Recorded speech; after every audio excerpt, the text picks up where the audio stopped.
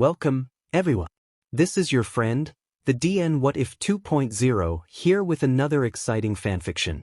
Today, we're diving into the story of What If Deku Jumped When Katsuki Told Him to? If you enjoy this video, don't forget to hit that like button and subscribe for more fanfiction content just like this. Now, let's get started with the fanfic. July 15 was a fresh Saturday afternoon, in which Inko Midoriya was rushed to the hospital. She was in labor. Hitoshi left his work immediately to go with his beloved wife. He wanted to be by her side in every moment of the birth of his son. No matter what, he would always have time for his wife. They were both took into the labor room. Hitoshi couldn't be more excited. Nothing could go wrong with his family. At least not Rigth now. Bakugo Mitsuki and Bakugo Masaru were waiting in the lobby of the hospital for any information of their close friend Inko. The appealing woman with blonde ash hair had a sleeping baby in her arms who was just 4 months old. "We should have left him with a babysitter," said Masaru. He received a little glare from his wife. "He is too young for a babysitter. It's good for him to go outside anyway." Of course the woman was stubborn. It didn't matter if whatever Masaru could say his wife was always Rigth. They would have continued on the topic, but Hitoshi walked into the room with a big smile on his face, a smile only a Midoriya could make. "It's a boy." He spoke really low, making his friends look at him, asking with the stare what he just said. Hitoshi talked again with so much joy in his voice. "It's a boy." The Bakugas couldn't help but smile for the new family member of the Midoriya family. The Bakugas stepped inside the hospital room. There they found Inko on a hospital bed. She looked very happy yet very tired. Mitsuki just sighed, being able to relate. After all, she went through the exact same thing 4 months ago. Inko seemed to be in her own world, looking at her appealing son asleep in the warmth she provided, holding him like he was made out of porcelain. She was brought out of her trance by the calm voice of Masaru. "How are you feeling?" Inko looked at them with a soft smile. "I won't lie, it hurted like hell." She returned her gaze to the baby. "But it was all worth it to finally have my little angel in my arms." Mitsuki came closer as Hitoshi stood beside his wife. "So, have you thought of any names yet?" Hitoshi was the one to answer instead of Inko. "We have been thinking for a couple of months how to name him, and we finally decided on calling him Izuku." "The name is lovely," said Masaru, feeling happiness for the new family. "Welcome to the world, Izuku. I am sure you will have the most wonderful life you can imagine." Inko said this with a sweet motherly voice. The thing is, she was wrong, very wrong. The time passed and Izuku grew. While doing so, he developed a big love for heroes. He imagined what his quirk could be. Maybe he could breathe fire like Daddy, or maybe he could attract objects like Mommy. He was so excited to know. But his love for heroes wasn't the only thing that seemed to grow. Since his friendship with Katsuki, Bakugo was almost unbreakable. Izuku felt like he had the perfect family. His parents loved him like no one in the world could. The Bakugas were always next door if he ever needed something. He found in Katsuki, or as he likes to call him, Kaken, a big brother who always tried to protect him, which at the time was true. Izuku loved his life. He loved that everything was always so welcoming. The only thing he only dreamed for, so everything could be perfect, was to finally get his quirk. Sadly, not all dreams come true. Izuku discovered this when he turned 4. He is quirkless. That's what the doctor said to Inko and her son. "You see, people with quirk have a joint missing, and your son has that extra toe joint, which points to him being quirkless." Izuku had shock written all over his face. He couldn't believe, or more likely he didn't want to believe, what the doctor was saying. "Yes, I understand. Thank you for your time, doctor." She stood up, taking Izuku's hand and walking outside. "Mommy, can I ever be a hero, even if I'm quirkless?" It broke Inko's heart to hear her bright son talk with a voice that was almost broken. "Of course you can be a hero. Let's just try to save one person at a time, okay, bunny?" Izuku nodded, trying to believe his mother, but when he saw her eyes he knew she was lying. She wasn't looking at him with hope, she was looking at him with pity. This was the first thing to shake Izuku's perfect world, the first pillar to fall, but he still believed he had a lot of good thing in his life he could focus on, like Mommy, Daddy and Kaken. They would never turn their back on him. Rigth. He was wrong. A couple days passed after Izuku received notice that he was quirkless. Rigth. Now he was alone with Kaken, exploring the woods and saying fun. "Damn it, Deku. Your quirk, it's taking too long to appear. Tell it to hurry the F up." Language, Kaken. Izuku said with a slightly trembling voice. Don't language me. If the old hag can say it, so can I. As always, Kaken was filled with pride. Izuku took a deep breath and decided to tell him. I'm sorry, Kaken. I'm quirkless. The silence reigned for a while. Katsuki was glowering at Izuku, and the last mention was starting to tremble. Quirkless? Are you really that useless, Deku? I can't believe I was hanging around someone like you. You have nothing to make you special. You are completely useless. Katsuki pushed him with a little explosion, leaving Izuku's skin red and irritated. Izuku was at the edge of crying his heart out. You are just a crybaby. After that, Katsuki left. After a while, Izuku ran back home, hugging his mother. Another pillar of the world he knew fell. He was wishing, hoping with all his heart Mommy and Daddy would never change, that they would always love him and stay with him. The thing is, he was wrong once again. Inko took Izuku out for a walk. She couldn't stand her bunny being so sad, so she thought that going for an ice cream could cheer him up, and until now it was working just fine. It was a sunny day. The park was filled with kids playing, yet Izuku decided to stay by his mother's side. He was too afraid that the other kids would hate him just like Bakugo does, but he ended up playing with the other kids. He was actually having fun. He thought that he could finally relax after everything that happened. But life is a beach. Correction me, the author is a beach, and a villain decided to attack the park. The villain seemed to have a plant quirk. He was growing plants with thorns that a purple shiny color. Izuku thought the color was pretty, so did all the kids. But Inko knew better. She knew it meant poison. She decided to use her quirk, attracting rocks at her, hitting the villain in the process. The so-called villain got angry and focused all the plants on going after the woman. One thorn was all it took to bring Inko to the ground. The plants instantly disappeared. A fight between the villain and a dark-clothed hero was what everyone was focusing on, but not Izuku. He ran to his mother's side, crying, feeling scared and anxious. Mommy! Mommy! Please stay awake. Even in the pain of the poison, the woman hugged her son in a gentle way, trying to calm down his fear. Don't cry, bunny. You will make me cry too. I want you to know that I love you, okay? No matter where I am, no matter how far away we can be, I love you with all my heart, little Izuku. She kissed his forehead with tears flowing down her cheeks. She knew her death was inevitable. This poison was too hurtful. The only thing keeping her alive was the need of having her son safe. I love you to mommy. She kept trying to calm her son as she looked in front of her, seeing South Hero come close. She knew who he was and vice versa. The panicked look on the black-clothed hero spoke a lot for himself. Inko. The hero rushed to her side, ready to carry the hospital, but she weakly smiled at him. It's so nice to see you one last time, Shoyuta. No, Inko, don't say that, please don't. She looked at him and then at her son. Promise to protect him, Shoyuta. You are his uncle after all. Please promise it for me. Izuku kept crying. He wasn't hearing anything of what the adults were saying. Shoyuta had tears on his eyes, but he nodded. I promise to protect him, Inko. Inko closed her eyes, still with a smile, saying one last thing before falling limp and lifeless. Thank you. And with that, the third pillar of Izuku's world fell, leaving only his daddy to carry with everything. But that couldn't end well. The funeral of the loved by everyone Inko Midoriya was held a couple days later after the attack. Everyone was heartbroken knowing that such a kind and good-hearted woman wasn't in this world anymore. Family and friends were there to grieve for the lost. Hitoshi had a lot of feelings at the moment he couldn't express. Izuku was crying and continued to do so since the accident. The Bakugas were also heartbroken. Even Katsuki didn't feel like attacking the boy. This was too sensitive for everyone. People started to leave, but a black-haired man called Izuku's attention. It was the hero mommy knew. What are you doing here? Hitoshi talked in a cold voice, almost hissing the question. I came to grieve just like everyone else. Shoyuta answered in his normal calmed voice. You have no right to be here. You never visited her. She was so scared something happened to you because you couldn't even bother to call.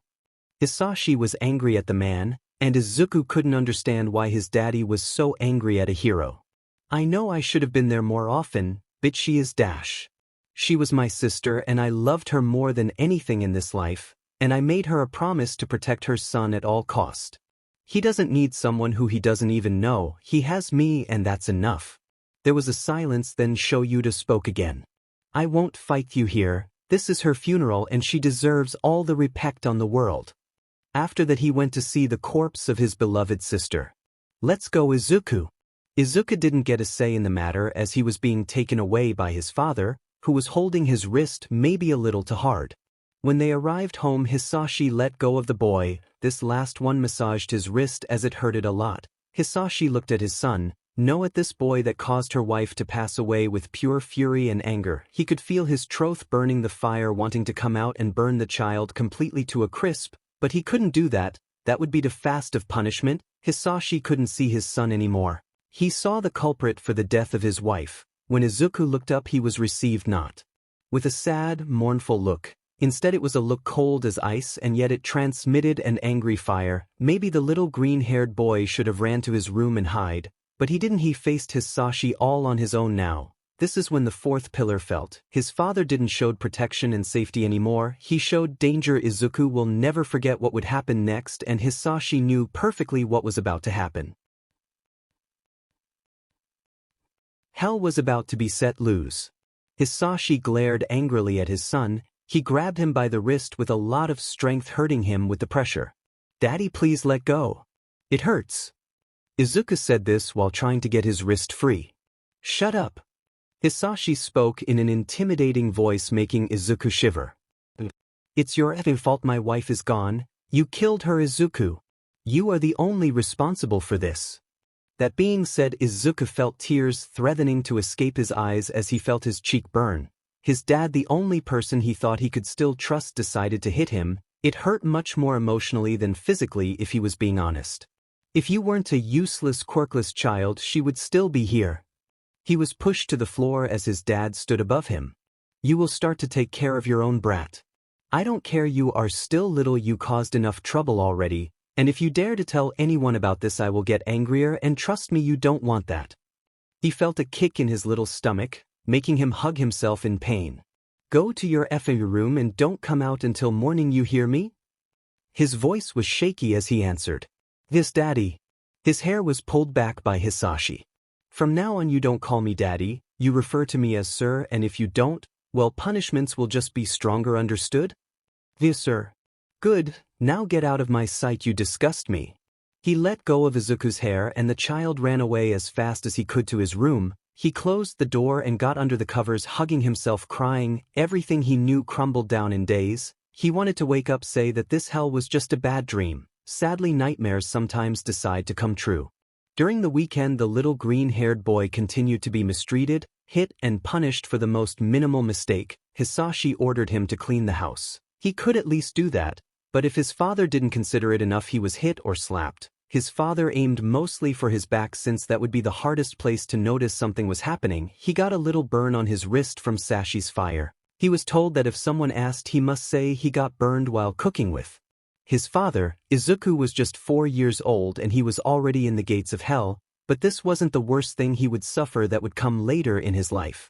When Monday arrived, Izuku was excited to go to school. To escape the inferno his home was. Thing is, he missed a factor. Katsuki Bakugu was his personal devil. "Hey Kaken." His voice sounded shaky yet excited that things might go his way just a little bit. "What do you want, you Deku?" We always go to school together, so I thought dash." He was cut off mid-sentence. "Why would I want to go with you? You are dead weight, you are useless and get in the way, so get away." Katsuki pushed him and continued his way happily, not even bothering to notice the red burnt mark on his wrist, which was very noticeable on his pale skin. The greenette couldn't understand why the people who loved him and would do anything for him suddenly wanted him dead. With that, he walked to school alone. "Leave him alone, Kaken. He didn't do anything to you." Izuku may be hurt, but nothing could stop his heroic heart from acting, and when Katsuki attacked a kid in the playground, he couldn't just stand by and watch. "You are trying to be the hero? Understand this, would ya? You are worthless. No one cares, not even the one you protected. He didn't even thank you. You are alone." Izuku looked behind him. Kaken was Rigth. The kid he tried so desperately to protect simply ran away, leaving him on his own to face his best friend. Katsuki was merciless. He punched, he kicked, he activated his quirks, leaving other burn marks on Izuku's body. The small emerald-eyed boy laid on the floor. Everything hurted, but he noticed that no matter what Kaken did, the bruises of his father hurted a lot more. He walked home, hoping that magically his mother would be there, waiting for him, ready to hug him and make him feel better. But that was just a dream that would never come true, no matter how much he wanted it. When he entered the house and closed the door, he heard his father's voice in a cold tone. "You are late, brat." Guess one beating wasn't enough for today. He simply lowered his head, hoping that maybe his father wouldn't be so angry today. "I'm sorry, sir, it won't happen again." There was silence for a couple seconds. "Yeah, I'll make sure you won't be late again. Go get the belt now." Izuku obeyed. He went for the belt and gave it to his father. As he took his shirt off and got on his knees, he felt the leather touch his skin slightly, and then he felt the pain. He let a scream out of pain. He started to shake at number 5. He begged his father to stop at 10. He stopped at 15. "I'm in a good mood now, go away already, stop bothering my sight." Izuku said nothing. He stood up and left to the bathroom to take a shower and clean his wounds the best he could, hoping this wouldn't repeat often. It did.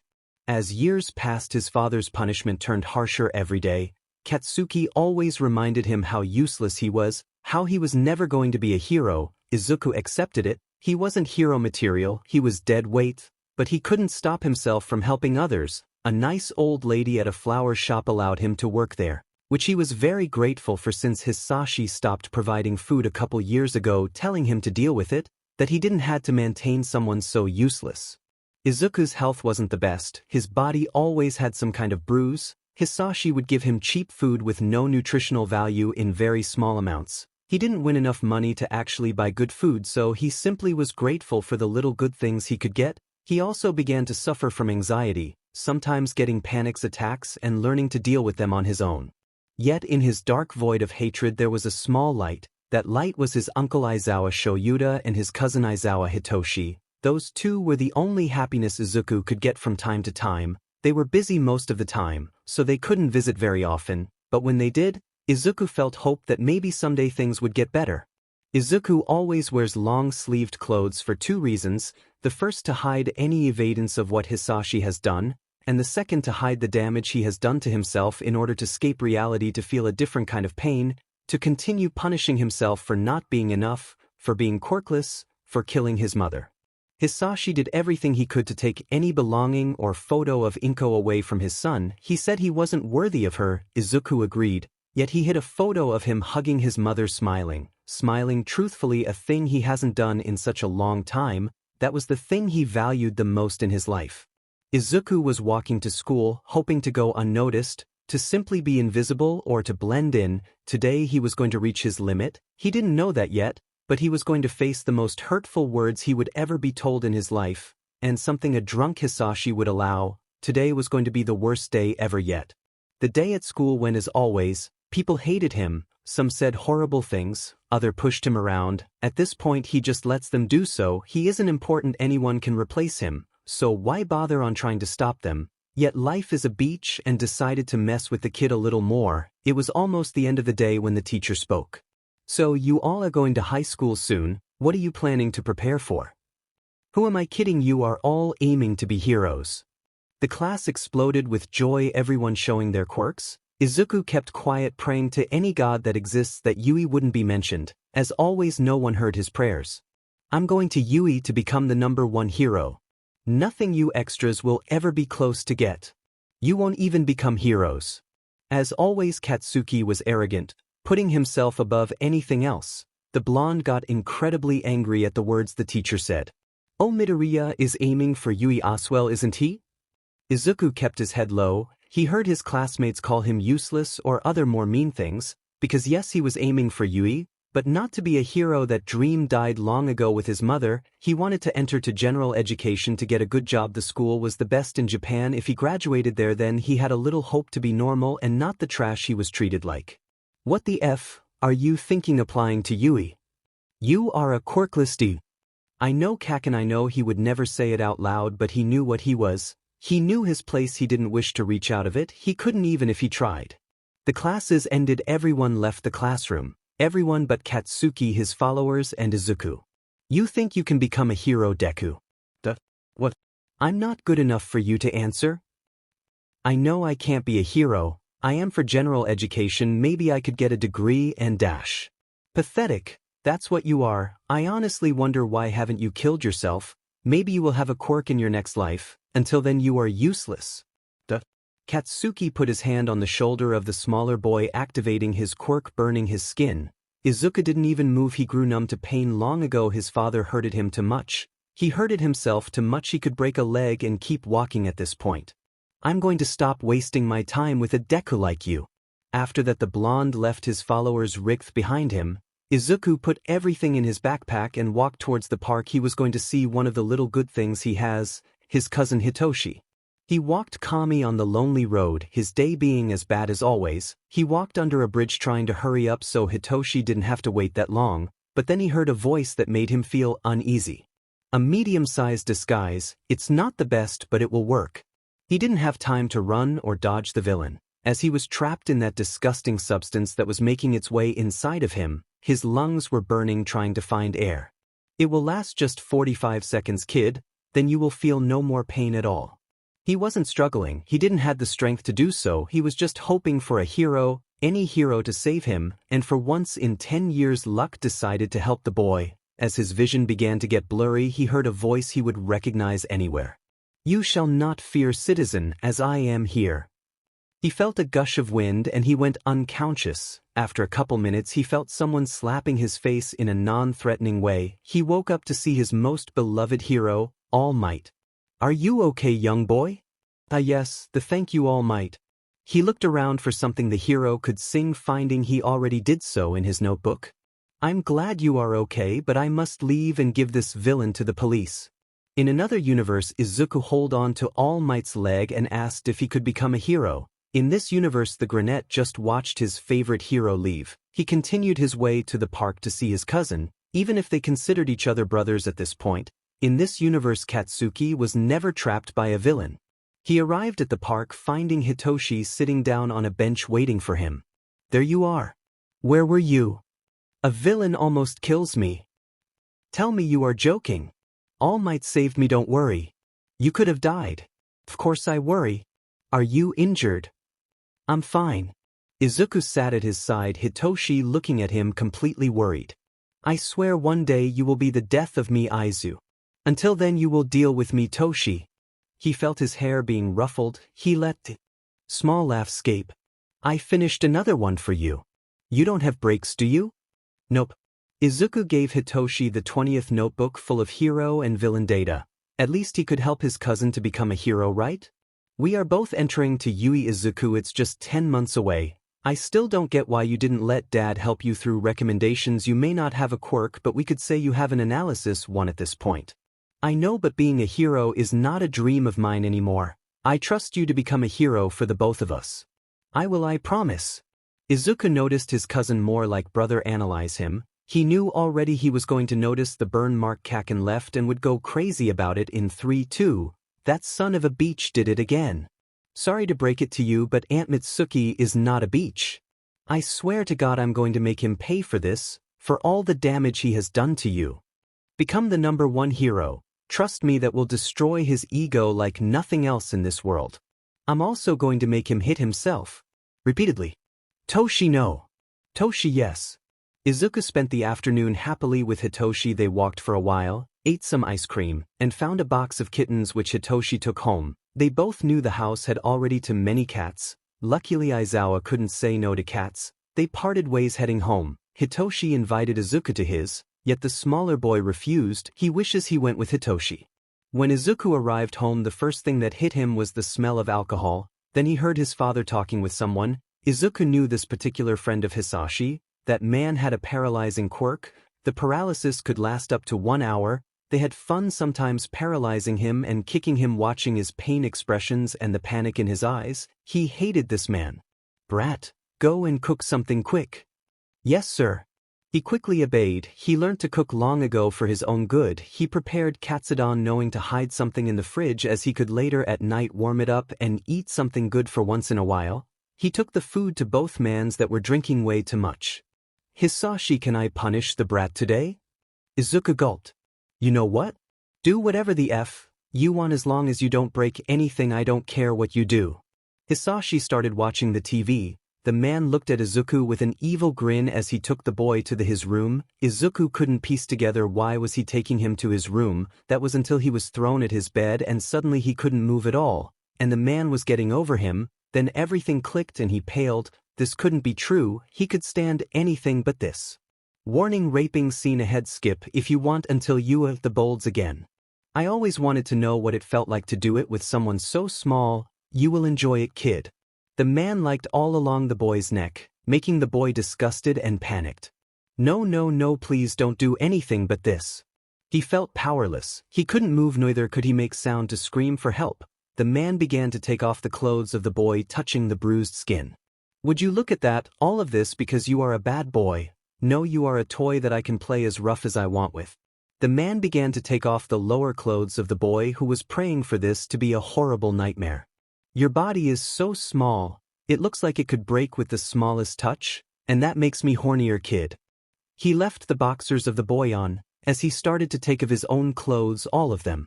I'm so hard because of you. I would use your mouth for a while, if you don't mind. I do mind. Please stop. The older man sat on the bed holding his hard D-dash. The man moved Izuku so he was facing him, the face of the little boy in his member. He pushed the kid's face to his PP, rubbing it against it. I want to see how much you can handle. Who am I kidding? I want to see how much I can enjoy you. He opened Izuku's mouth as he pushed his member inside. He grabbed a handful of the boy hair, pushing him forward, marking a rhythm he liked. The boy was spilling tears. He was being raped and no one could save him. It's so warm and small. I love it so much. He was pushing too far. Air was running out. So the man pulled out for Izuku to breathe. He couldn't lose his toy just yet. He forced himself in the mouth of the boy once again. He continued until he went as far as he could, coming inside the boy, forcing him to swallow. After that he pulled out. At this point Izuku was crying. The tears couldn't be stopped. End this already, please. Please. Very good job, but I want to take you whole before I leave this house. The man retired Izuku's underwear. He lied the young boy down on the bed, the face of this one facing a pillow. He began to kiss the back of the boy, massaging near the entrace. So little, so tight. I will claim you right now. It's not like anyone will anyway. Izuku tried to speak of only being able to mumble in an incoherent way, yet for that his butt was spanked. It hurted. You know I was going to prepare you, brat, but not anymore. You better keep quiet or else. The man rubbed his PP tip on the entrance, being hard for him to enter, yet as just the tip entered he pushed completely, not knowing the meaning of gentleness. It hurt like hell, making Izuku cry harder.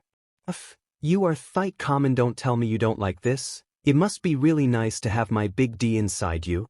The man pulled back, almost coming out completely, only to push it once inside again. He didn't care if he was hurting the boy. He was enjoying it. The warmth of a body that was not prepared for something like this felt too good for him. He continued moving his hips, raping the boy who never did anything wrong, continuing until he cummed again inside the young one. After that he pulled out, getting his clothes. I want to repeat this again someday, you know? I will come soon for another night like this. After that he left the room. Izuku could feel his body able to move once again. His first reaction was to curl up into a ball and cry harder, shaking violently. He wanted to puke. That was so disgusting and repulsive. He could feel a liquid going down his legs. It was that man's cum, but not only that, blood came along as well. His unprepared body couldn't take on something like this without being damaged. The only thing he wanted right now was to disappear forever. It's over. Izuku puked and cleaned himself from anything that man has left. Even though he grew numb to pain, he was feeling it in a horrible way inside him. It burned. He couldn't stand correctly. His legs couldn't carry him no more. He throwed away his bed sheets. He didn't want them anymore. He was now sitting on his bed, adding more cuts to his arms as his tears didn't seem to run out. What did I do to deserve this? Oh, I can't go on like this. For a moment he remembered what Kaken told him. I honestly wonder, why haven't you killed yourself? He thought why, but he couldn't find a reason other than, I'm sorry Shoyuta, I'm sorry Toshi, but I can't keep up like this. He took a notebook and a pen as he began writing his suicide note. One was for the only persons in this world who loved him, the other one was for the one who gave him the idea. Tomorrow was going to be the last day of Midoriya Izuku, or at least that is the plan. The small boy spent most of the night writing 2 suicide letters. He knew one might be thrown away, but he still cared, and he still wanted to say goodbye. Even if Kaken hated him, a small part of Izuku still believed there was good in him. and that he would be a good hero someday. After all, life is full of surprises. Rigth?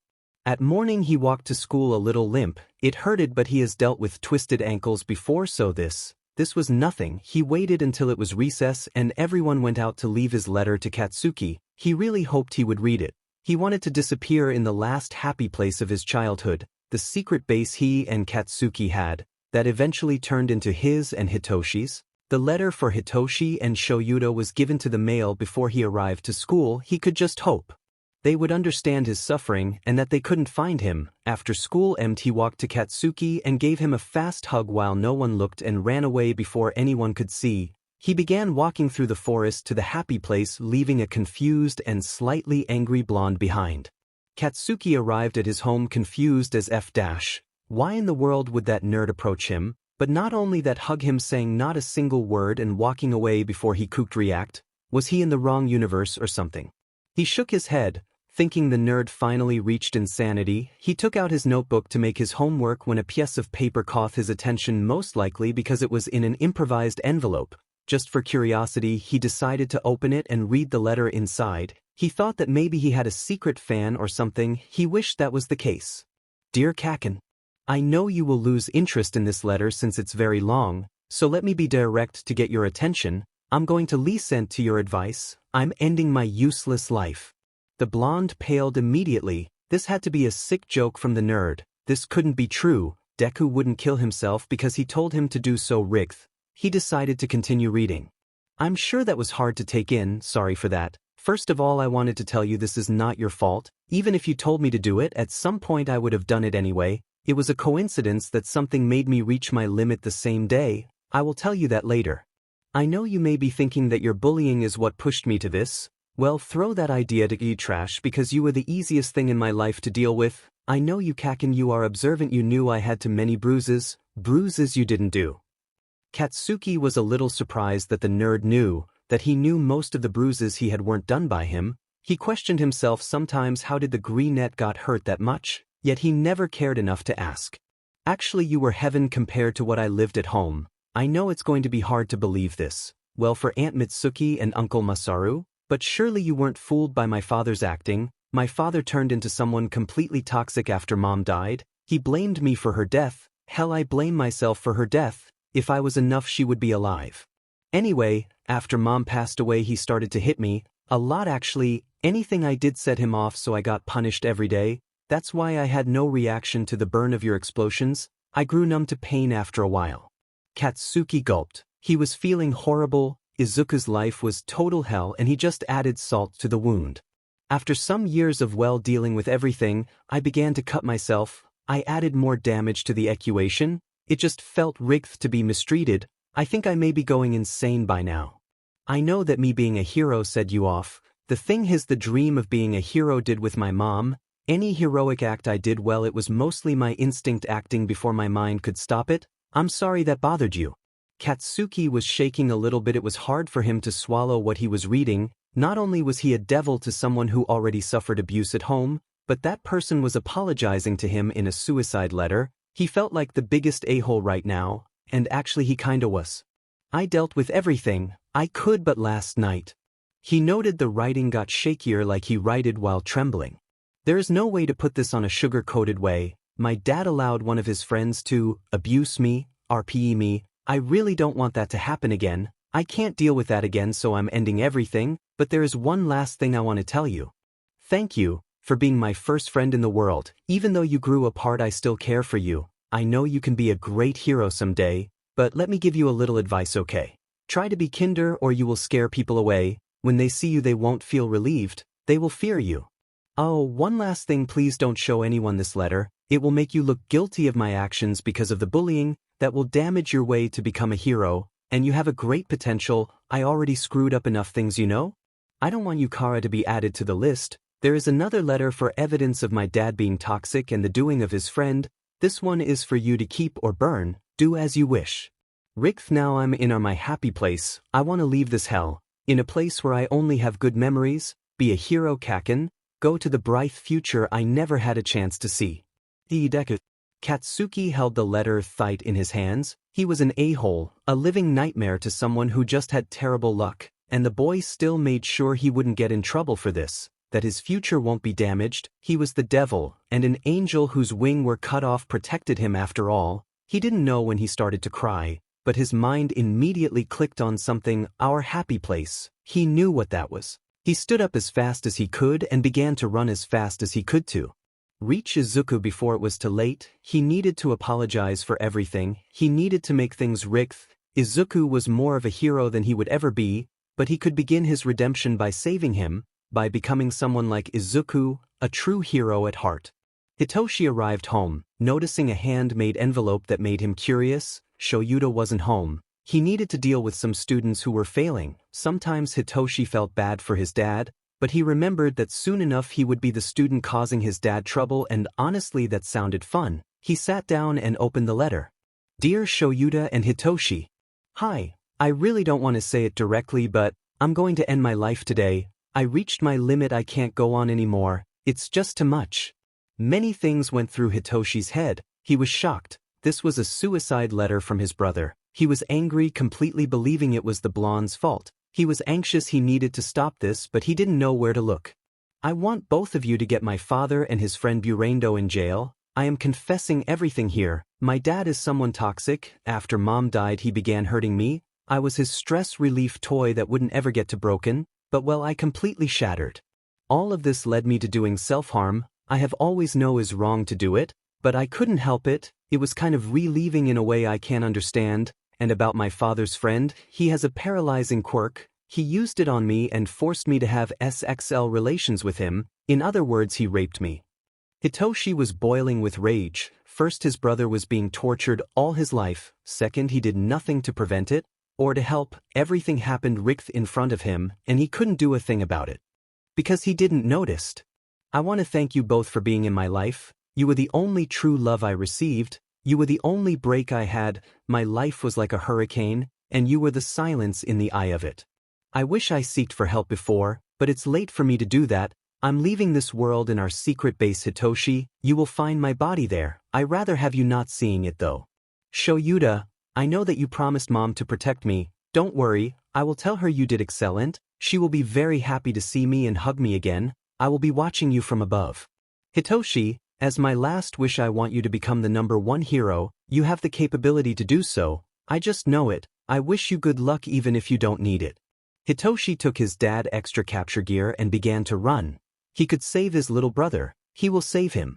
Izuku was climbing the tallest tree he could find. Uncowing 2 boys his age were running there to stop him. I always loved sunsets. It's a good sight to say goodbye to this world. Hitoshi was calling emergency, already giving them the direction. As he was getting close, he saw his brother jump with no hesitation. He tried to the capture gear, but it was too fast for him to act in time. Because he was also far away, he watched in horror. The world seemed to go in slow motion. He heard explosions and looked behind him. Katsuki passes Hitoshi quickly. He propelled himself with his explosions. He tacked Izuku before he hit the ground. Yet such a sudden stop going at a great speed did force some of Izuku's bones to break. Katsuki tried to land in a gentle way, yet he couldn't. He rolled on the ground holding Izuku tight. He got to his knees holding Izuku, crying. Don't you dare to die on me, Izuku. Help is coming, please hold on. Izuku was confused. Why did Kaken save him? Why is he crying? Why doesn't he want to let go? Why is he even here? Hitoshi was as confused as Izuku. He started to get closer to use the capture gear. To keep in place at least some bones that broke, he looked at the blonde, that looked actually destroyed emotionally. I'm sorry. I'm so sorry. Please stay. Let me get things right for you. Both adolescents made their best trying to keep Izuku alive. An ambulance arrived and Izuku was taken to the hospital. Katsuki and Hitoshi never leaving his side until he was took in for an operation for all the broken bones. Katsuki and Hitoshi were in the waiting room. Now they have to hope for the best and deal with each other on the topic of Izuku. Izuku was immediately treated, and the 2 boys who came to his rescue are with each other. Katsuki doesn't know who this purple-haired boy is, but Hitoshi knows perfectly who he is. The blonde is about to hear a little bit of what is in his mind. For that he took him outside, knowing that the blonde is very loud, and that he himself is also very loud when angry, and while he was filled with anger, the blonde looked at him with a little confusion and big remorse. Hitoshi was the first to break the silence. You and thank you. Katsuki was surprised by the bluntness. The teen in front of him said two different statements. Thank you for reaching him before something worse happened, but F you for everything else you have done. Katsuki gulped a little. What do you mean everything I have done? I know all your doings to my little brother Bakugo. Don't try to pretend you don't what I'm talking about. The only thing that went through Katsuki's mind was F someone other than the people at school that supported his doing, and sometimes joined in, knew the a-hole he was, that could mean trouble. I'm curious of three things. 1. How did you know where to go? 2. Why did you go? And 3. Why do you look truly remorseful? I mean, you have done it for 10 years with no problem. What is different? Are you finally satisfied? Or do you actually needed him to die so you could be FING happy? Have you learned that your actions have consequences?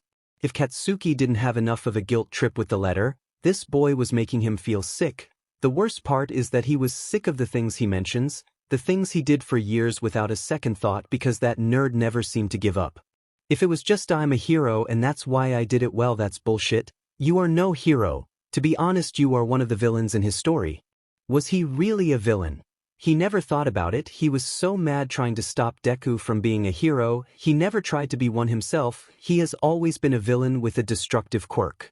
We don't have all day. If you are going to answer, do so. If not, leave already. You are not welcomed here. He gave me a letter. Hitoshi didn't let him finish.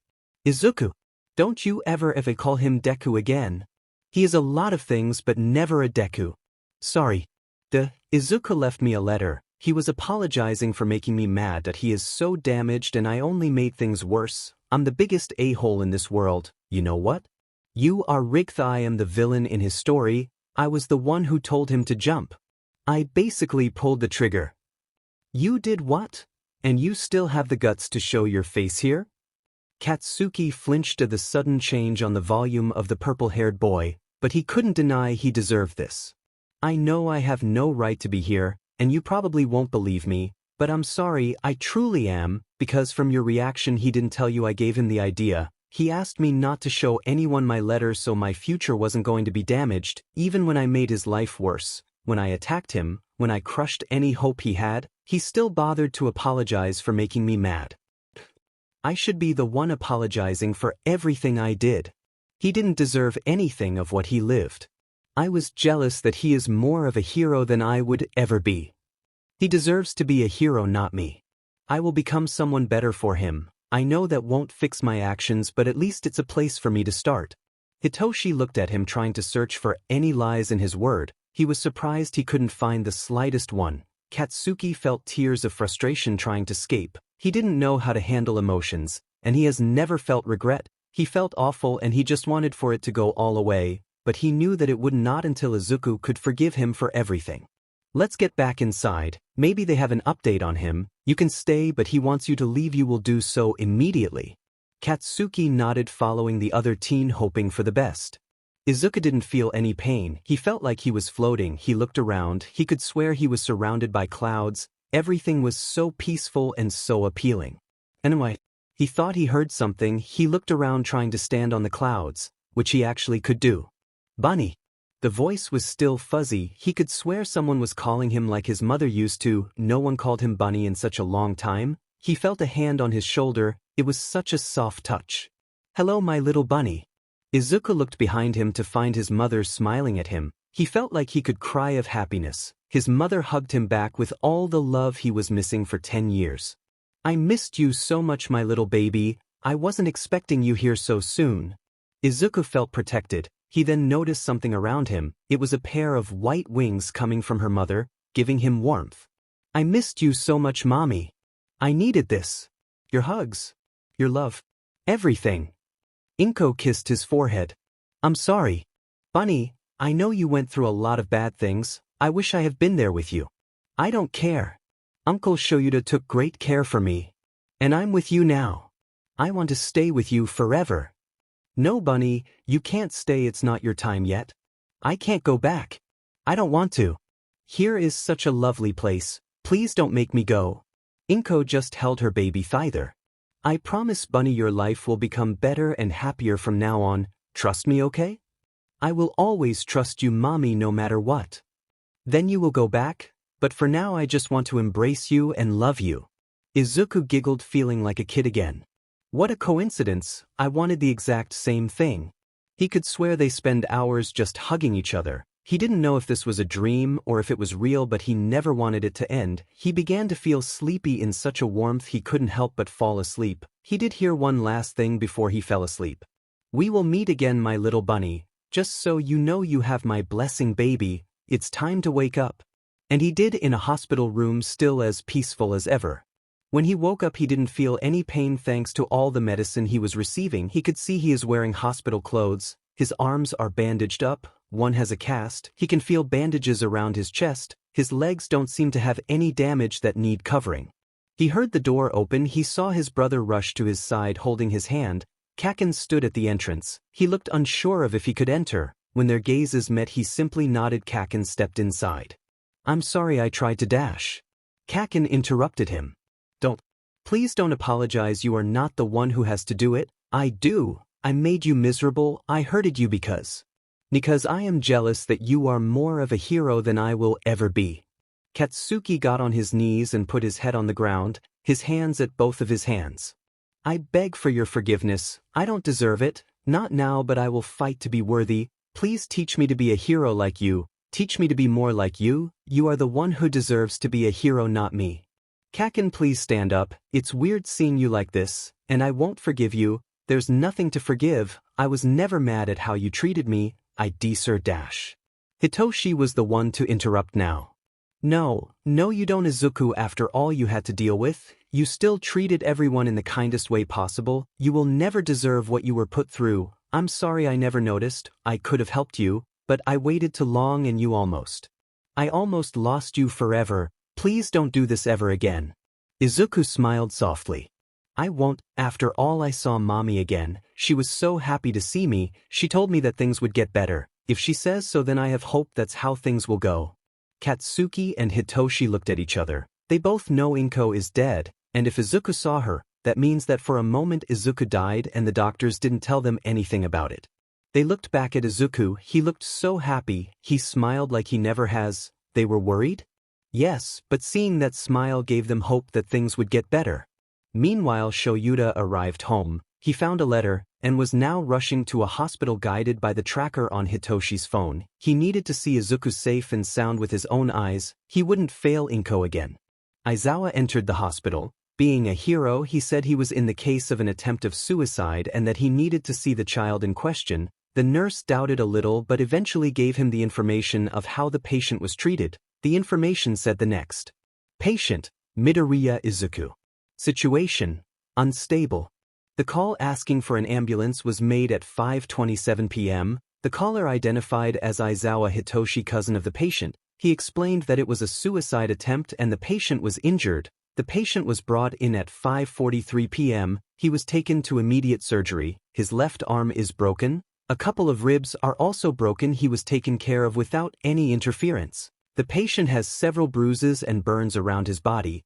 Both arms are filled with cuts. Contact with a mental hospital has been made. We are in the wait of the authorization of a guardian. At 7 p.m. the heart of the patient stopped. Reanimation was successful. The patient has been diagnosed with anemia. Further notes will be added. Aizawa was furious. His beloved nephew attempted suicide, has been doing self-harm, was being abused and neglected by his father, and a son of a beach decided to RP him. He stepped into the room. Two teenagers looked at him. He recognized one as his son. The other one was a blonde that had the expression of a sad puppy. Dad? I thought you were still at school. I finished earlier than expected. When I came home and you weren't there, I figured you were with Izuku, but I found the letter and followed the tracker on your phone. I'm glad you made it in time. As always, Aizawa's voice lacked emotion, at least to the blonde, yet Hitoshi knew his father could explode in any second. After spending so much time with him, reading his emotions was so easy. He did. He pointed at Katsuki. Thank you, whoever you are. Hey, Uncle Shoyuta. Everyone looked at Izuku. Sorry for making you worry. I should be the one apologizing. I promised to keep you safe, and I failed you, failed your mom. I owe you the greatest life. You don't deserve less. Uncle, it's fine. Mom knows you did your best. I told her you did. She has been watching. She couldn't be prouder of everything you have done.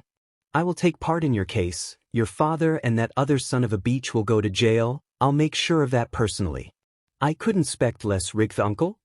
One more thing, I will become your official guardian. I'll make sure of that.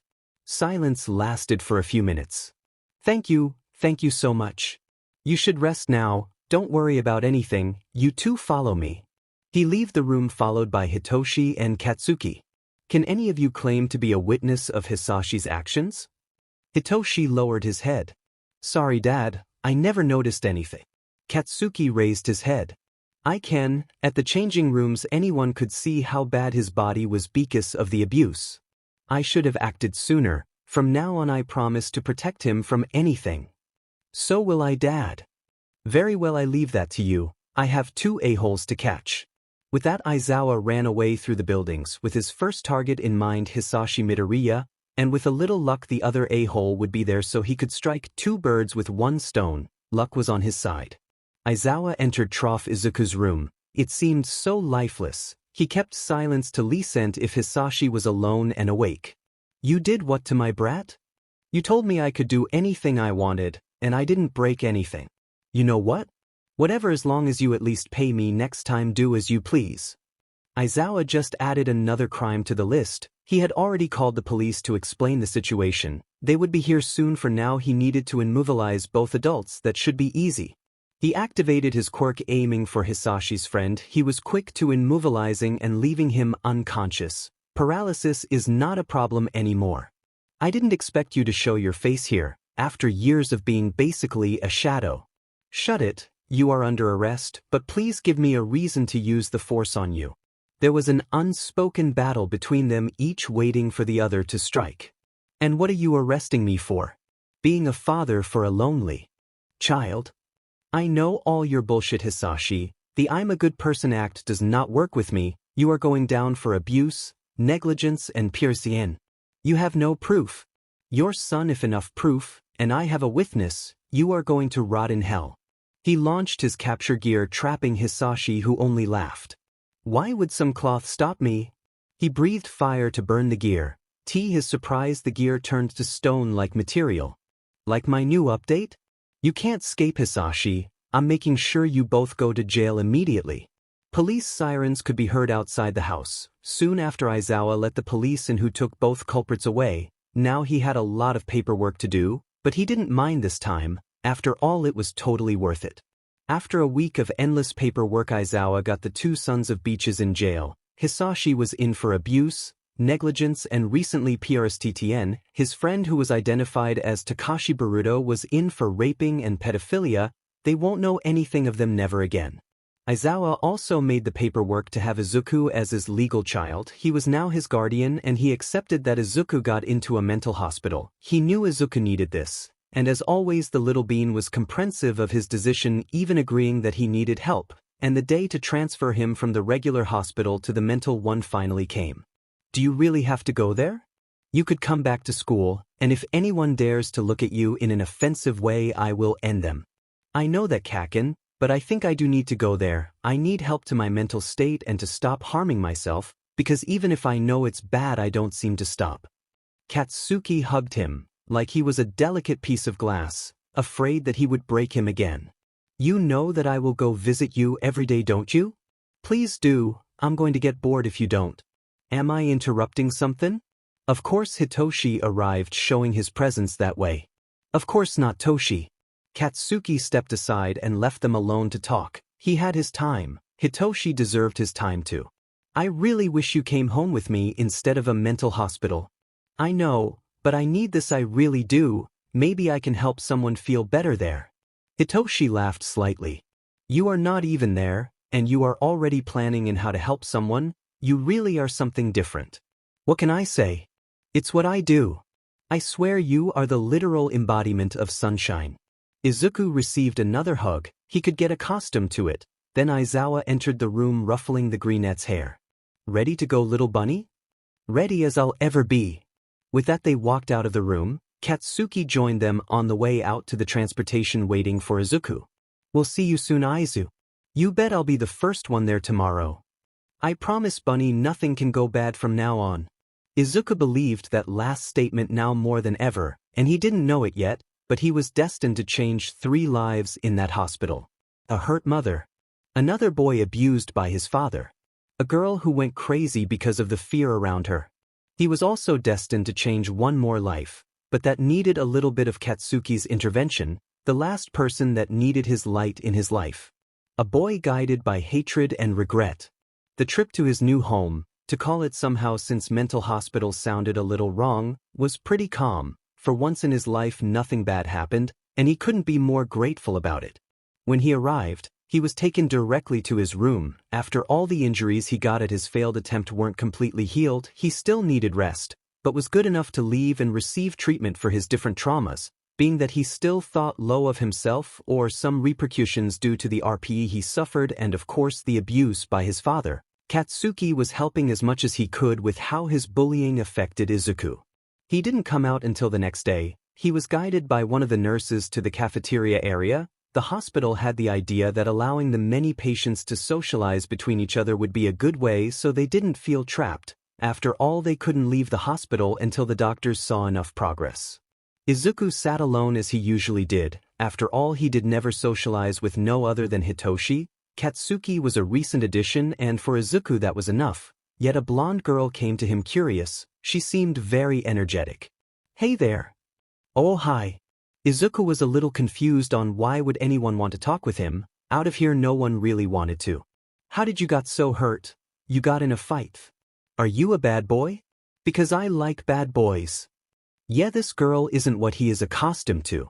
Oh no, I'm not a bad boy, sorry to disappoint you. And I got hurt because this is a sensible topic but I failed at a suicide attempt. That does for the broken bones the rest. Well, my father isn't a nice person. That last statement called the attention of a black-haired boy. With too many scars, the girl spoke once again gasping. Why would anyone try to hurt you? You are really small and cute. It's like if someone turned a puppy into a human being. That made Izuku blush a little. He didn't know how to respond. Thankfully the black-haired boy came to his rescue. Toga, leave the boy alone. You are clearly startling him. I'm just making a new friend. You never want to talk.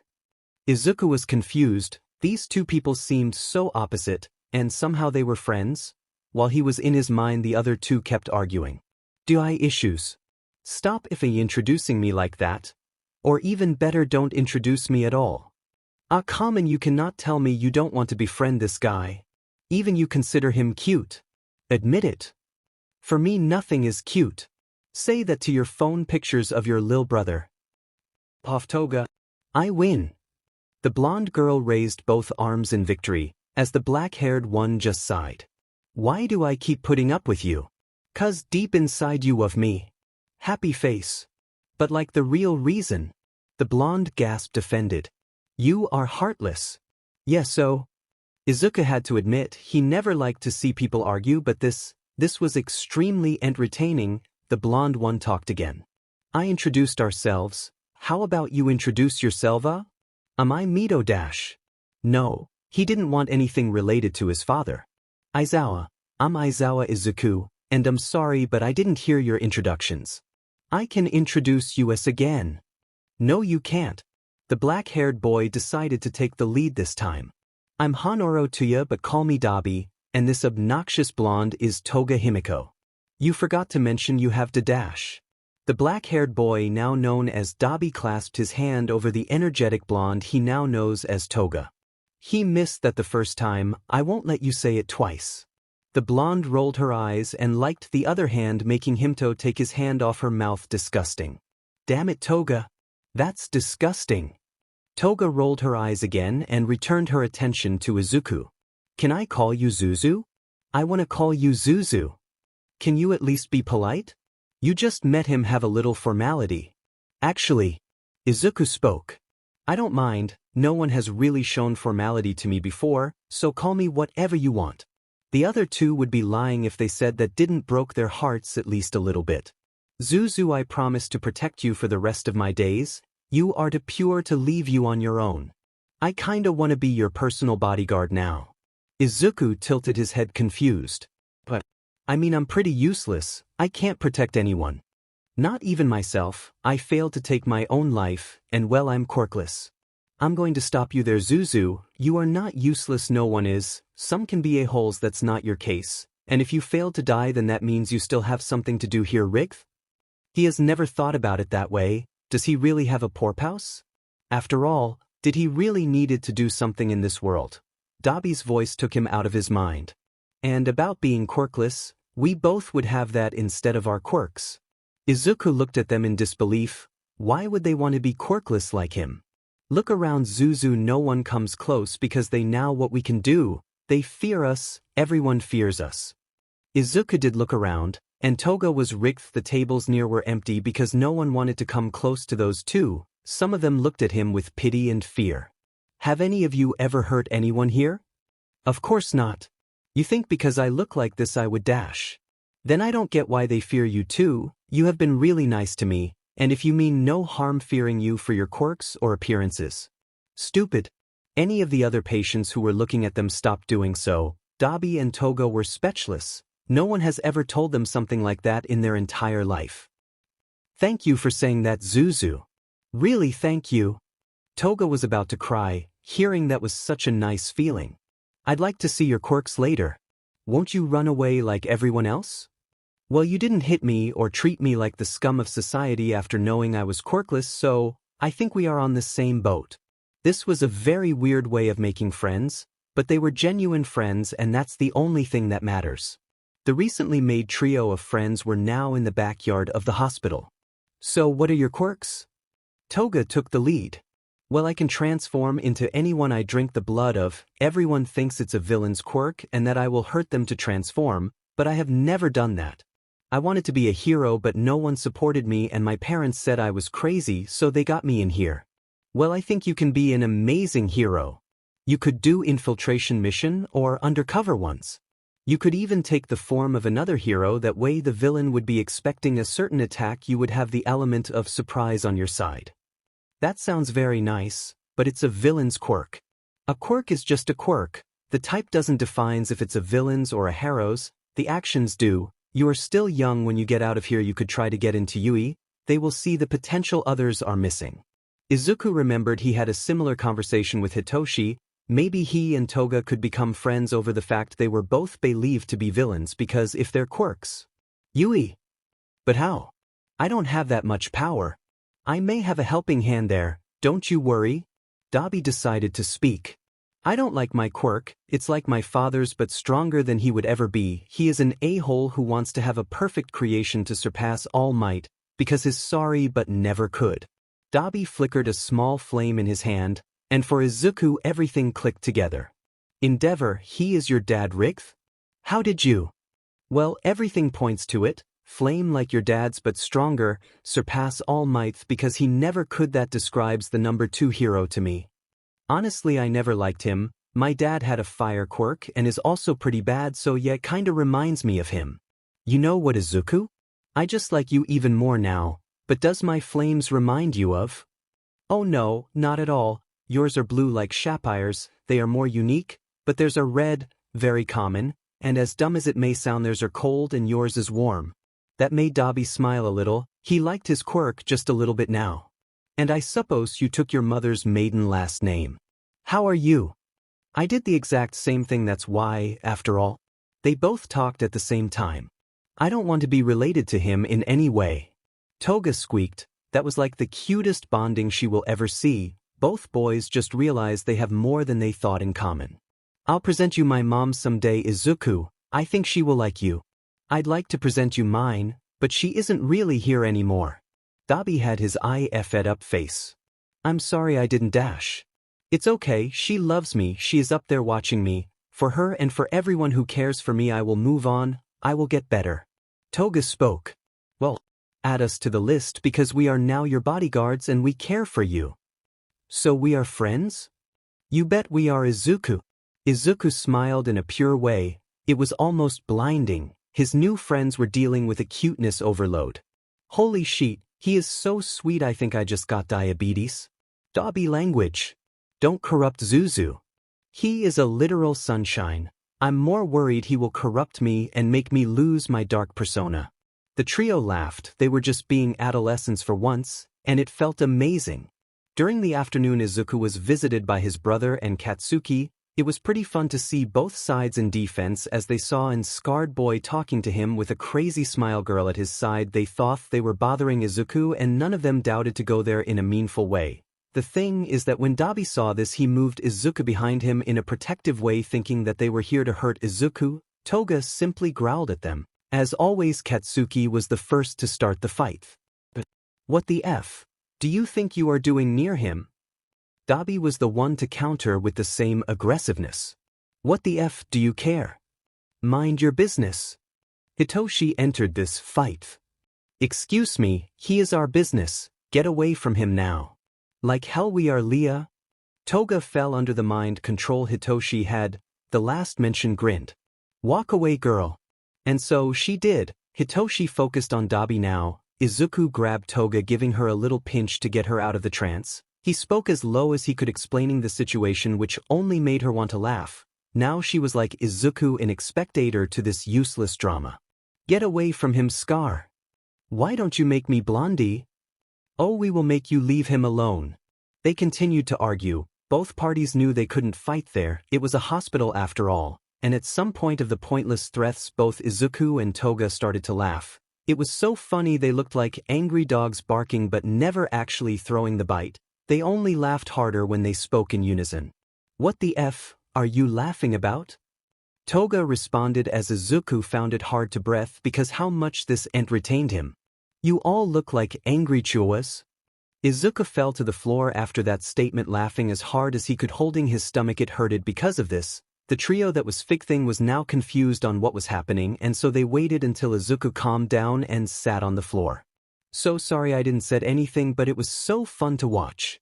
You are both aiming for the same thing. No one here is a threat to me. That is Hitoshi my brother and that is Kaken my best friend. He pointed respectively. And this are Dabi and Toga my new friends. They thought you were a threat to me and vice versa. I should have said something but this was so dumb. Dabi made an offended gasp. Izuku I thought we were friends, and you have already tricked me. How could you? He was being very dramatic. He winked just to let them know it was to continue the fun. Only Toga and Izuku giggled. Hitoshi and Katsuki were really confused. They couldn't get this humor. Wait, so they weren't bothering you Izu? Nope, they are so nice. Yeah we are. We are Zuzu's personal bodyguards. Katsuki just glared. I still won't trust any of you. Yeah, like I would trust an angry Pomeranian who screamed die like 10 times during our fight. Dabi was going to love getting to Katsuki's nerves.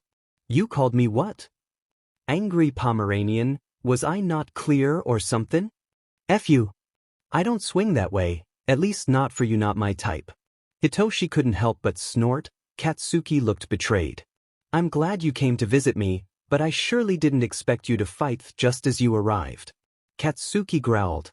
Not gonna apologize. Didn't expect you to Kaken. Anyway, we brought you something Izu.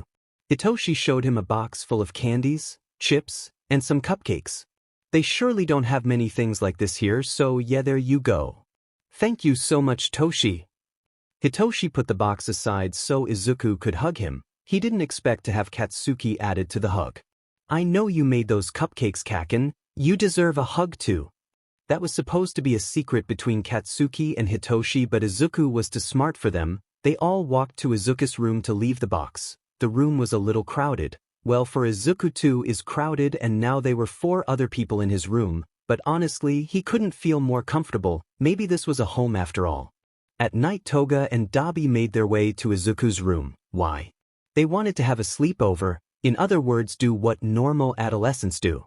Izuku was ready to let them in and he did so. He was glad Hitoshi decided to bring him the snacks earlier today. They were going to enjoy this. So, what do people normally do in a sleepover? Well, I don't know Zuzu, I have never been to one before. I think none of us has. Silence lasted a couple minutes. Well that's okay, that means we can have our own original sleepover rig? You accomplished the impossible, sunshine during the night. Zuzu you are just too sweet. They saw some videos on their phones. At first they were of kitties playing but somehow they ended up watching a horror-themed video. Izuku is too gullible and he thought all that was mentioned was real. He was shaking in fear. I don't want that monster coming after me. It smells fear, it's going to get me. Izuku was getting a little panicked and a little anxious. That is never a good mix, never. Zuzu, it's okay, it was just a video. What if it's not? What if it rails and it hurts any you? He was hyperventilating a little, to which Dabi reacted quickly. Izuku, I need you to breathe and calm down, okay? I can't. His hyperventilating was getting worse. He was too afraid to think and used what he knows to calm his panic attacks. His chest hurted, it felt like he couldn't breathe. Dabi took Izuku's hands and put them on his chest. Izuku, I need you to focus on me. Try to copy my breathing, okay? Take your time but focus on me. Toga just could watch Dabi's attempts to help Izuku. He seemed to know what he was doing. It took many minutes but Izuku's breathing was stable, yet he was still shaking a lot. Izuku simply hugged Dabi, trying to find peace. Toga decided to join, which made Izuku feel safer. How did you know what to do? My mom suffers panic attacks as well because of the a-hole I have as a dad. I learned so I could help her. Izuku nodded and decided to keep quiet. I'm glad you knew how to help Zuzu. I couldn't have done anything. None of them will ever now when they fell asleep, but they kept hugging Izuku. He felt safe that way. The bed may be small for them all, but they managed for Izuku's sake. They all stayed together until morning when the nurses found them like that. They allowed them to oversleep. It seemed like they needed it. It was a weird first day here, but he was making progress. He made friends. He was going to help them get through their problems, just like them would help him. Today was the day he could restart his life. That's something he will never forget. A week has passed since Izuku got into the mental hospital, since he made actual friends who didn't judge him, since he didn't feel trapped anymore, since he finally felt like he was free from his horrible past, but his past still haunted him. Izuku opened his eyes and looked around. He was at the park. When did he go to the park? He saw his hands. They were little, like they were from a toddler. He heard screams. He knew this moment he was frozen. He couldn't do anything. He saw his mother get attacked once again. He saw her die once again. Suddenly darkness consumed him. He was now at home after Mommy's funeral. He was crying his heart out. He couldn't remember Hisashi's words, but he sounded angry. He remembered his wrist aching. Then like a flash, every hit was being relived. He could swear he was feeling the flames burn his skin, his blood flowing through his bruised skin, him going unconscious after too much damage. He was drowning in that gross slime villain, too weak and too useless to do anything to set himself free from a possible death, his lungs burning, his vision fading. He was in his bed, paralyzed, a bigger figure over him. No, not this again, please, not this moment again. The disgust was back as the bigger figure did whatever it pleased with his body. He wanted this to stop. Please stop. He woke up shaking, hyperventilating, curling into a ball, unable to hear what was happening around him. He felt paralyzed again, that he was going to be attacked once again. He couldn't hear Toga's cheerful voice turn into a worried voice. He didn't saw her rushing to get Dabi's help. He didn't notice Dabi coming in. He didn't knew that he was crying that much. Me. Tfos. Dabi tried to reach him, but just as his fingers brushed Izuku's skin, Izuku slapped his hand away. Don't touch me. Get away. I don't want you near ever again. You won't hurt me again. His mind was playing tricks with him, changing from his friends to the image of that man. He couldn't take it. Remembering this, living that experience again was too much for him. Dabi and Toga went to get the doctors. As much as they wanted to help, there was nothing they could do. A couple of nurses and a doctor walked into the room. They tried to calm Izuku's panic attack, yet the greenette couldn't focus on them. He was too afraid. The nurses had to hold him in place as Izuku screamed for them to let him go while the doctor injected him with a tranquilizer. The duo was allowed in when the tranquilizer kicked in. Izuku was now peacefully sleeping. The duo was very worried, but they wouldn't be getting answers anytime soon. The best they could do was wait by his side until he wakes up, hopefully feeling better and not in the middle of a panic attack. Aizawa was notified of the severe panic attack his now son had. He rushed to the hospital the moment the doctors told him the tranquilizer effect wore off. He left his class at Yui. They were going to be heroes someday. They could deal without him for a couple of hours. When he entered the room, he went to Izuku's side, ignoring the two other teens in the room who looked at him with curiosity. Izuku tilted his head towards Aizawa. Shouldn't you be teaching Rigth now? Yeah, but if they can't deal without me for a couple of hours, then how are they expecting to become heroes? You are just going to expel whoever destroys something rigth. Also that. Izuku gave a really small soft laugh. I'm really glad you came, actually I wanted to give you a couple recommendations for heroes. His head turned to the duo who hadn't said a thing yet. Aizawa looked at them trying to see that potential. Trust me Shoyuta, I know they look like they could bite, but in reality they are just fluffy puppies who wouldn't hurt a fly. I am offended Izuku.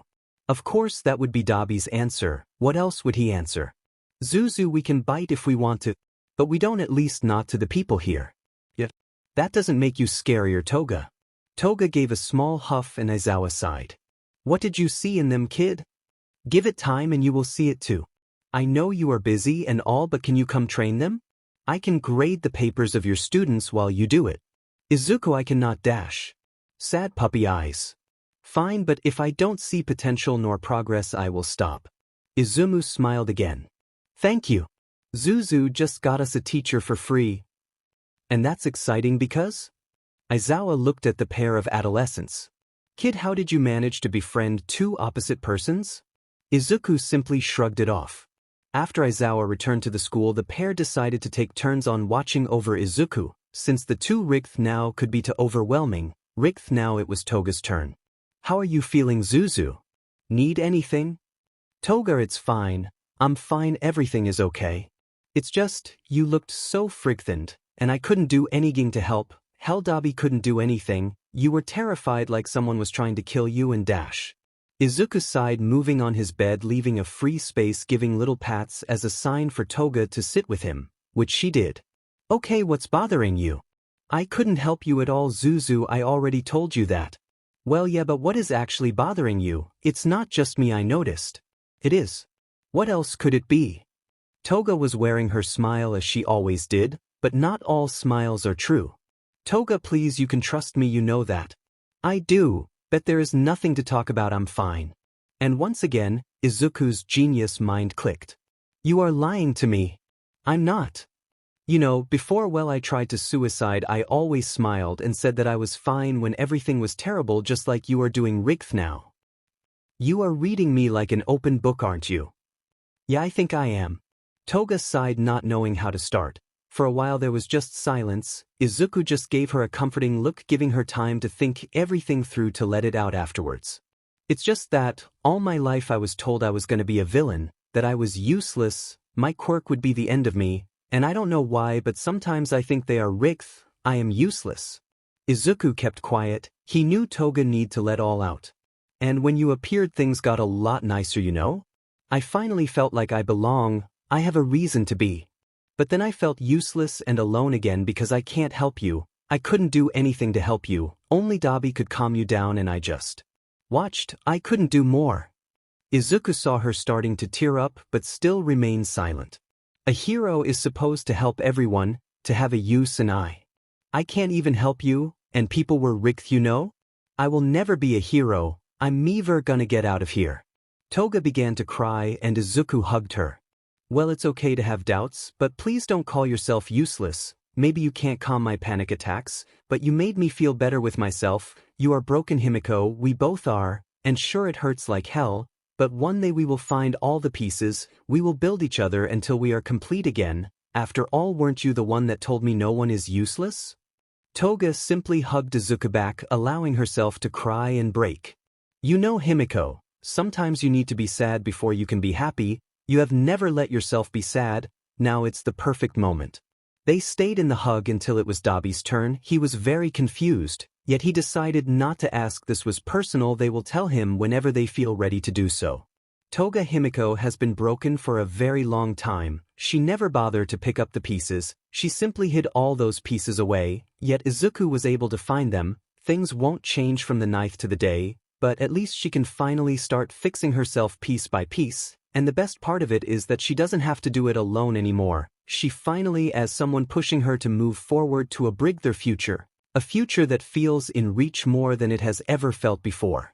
It was the weekend, that means everyone had free time including Hitoshi, Katsuki and Shoyuta, and they were all going to visit the little Izuku and that also means visiting the two friends that are always by his side.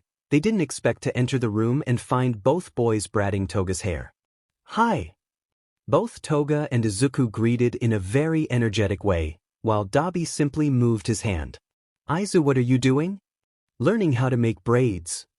Izuku sounded so happy it seemed unreal. Yes, in the past he talked as someone happy, but that was an act most of the time. This felt so real it was heartwarming. Aizawa interrupted with his never-changing serious voice. You might want to hurry up, or I'm going to change my mind training you too. Dabi kept his same expression while Toga gasped excited. We are training already? If you hurry up, yes. If you don't, then I will wait for another day. You don't have to wait. Braids are done, let's go. Izuku giggled a little. To see his friend so happy was one of the best things in his life, especially after the talk they had. Well, you are all problem children, so I need you to stay calm during the trip, am I clear?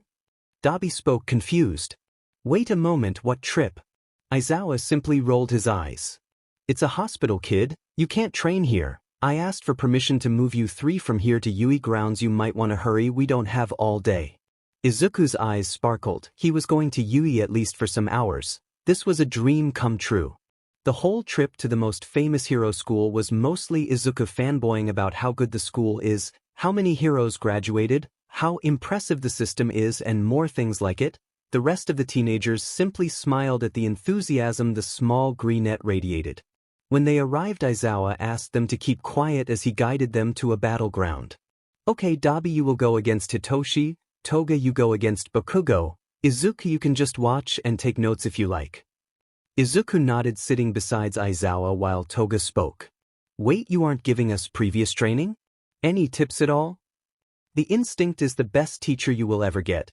Do your best. I want you to believe this is a real life or death situation. You are on the real battlefield right now. Use your surroundings to your favor, and please try to immobilize your opponent instead of creating physical damage. I don't want to deal with Recovery Girl today. That being said, begin.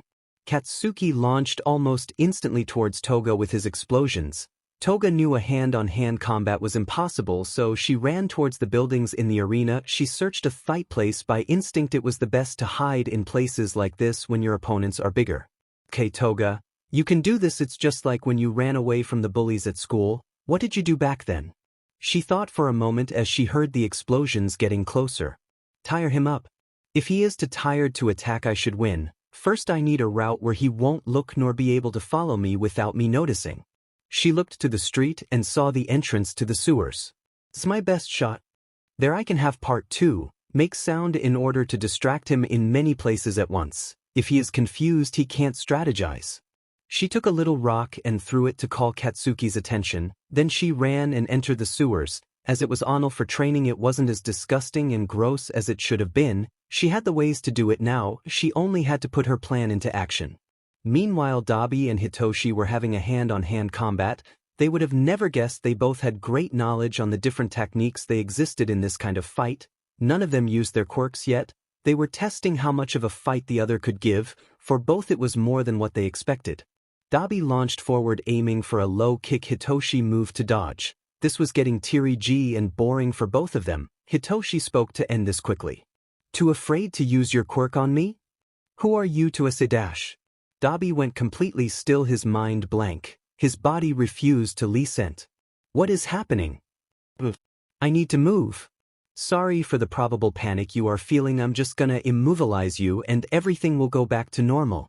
Hitoshi walked calmly towards Dabi. Dabi wanted to move desperately. He agreed on being trained because Izuku convinced him that he could be the hero Endeavor will never be. Yet he has another reason to be a hero. Rei, his mother, was a reason he will fight for. He is going to tell her today that he was taking the path of being a hero. He couldn't be beaten that easily. Through his mind passed many images: his father, the one he will surpass; Toga, his first true friend; Izuku, the one who believed he would be a great hero; and Rei, the one he will fight for. Before Hitoshi could touch him, his blue flames erupted all around him. Hitoshi ran away as fast as he could, yet some of the flames reached him, leaving some burn marks. Dabi still couldn't move, but Hitoshi couldn't reach him either. In a certain way, they were both immobilized. Aizawa declared a tie. You both did great. You have made so much progress, Toshi. And Dabi, that was amazing. No one has been able to do something like that under Toshi's control. Dabi smirked and offered Hitoshi a handshake. That was a good fight. We should rematch someday. Hitoshi took his hand, accepting his handshake. Yeah, I think we should. Izuku continued to fanboy, writing on a notebook. Aizawa gave him returning to his place to see the end of Toga's match, yet Toga was nowhere to be seen. Where are you? Katsuki may be going through a change of being a better person, but he can't help to be very competitive, and he was getting frustrated that his opponent was nowhere to be seen. He heard another sound near an alley and propelled himself towards it to find himself with nothing again. What the hell, Blondie? Where are you? Is invisibility your quirk or something? Toga was doing amazing on not getting too tired while moving through the city. Her physical strength isn't the best, but she has a lot of stamina.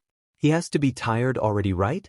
He must be reaching his limit at least, but what if he isn't? Would Aizawa still want to teach me how to be a hero? Her mind was being filled with doubt, but she couldn't give up now. If one person saw potential in her, then she was going to make them proud. She had to win this. This isn't working, I need another strategy. Okay, what do you know? He can explode a lot of things. He is also not supposed to harm me. Closed building. If he is in a closed building, he won't be able to explode anything without harming him or me in the process. With that in mind, she ran into the nearest building. Katsuki saw her and rushed to catch her. He entered looking around. It was a little dark, but he could see a figure move. This ends here, you hear me? I'm tired of running around. Well, no more running. We will end this rig here and right now.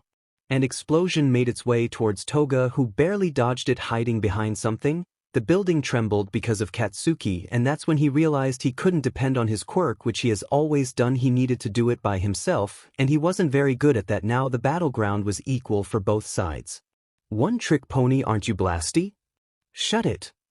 Toga came out of her hiding spot running with her fist up, ready to punch Katsuki, who was completely ready to block it. The thing is, the punch never arrived. Instead, he received a kick in the place the sun never touches.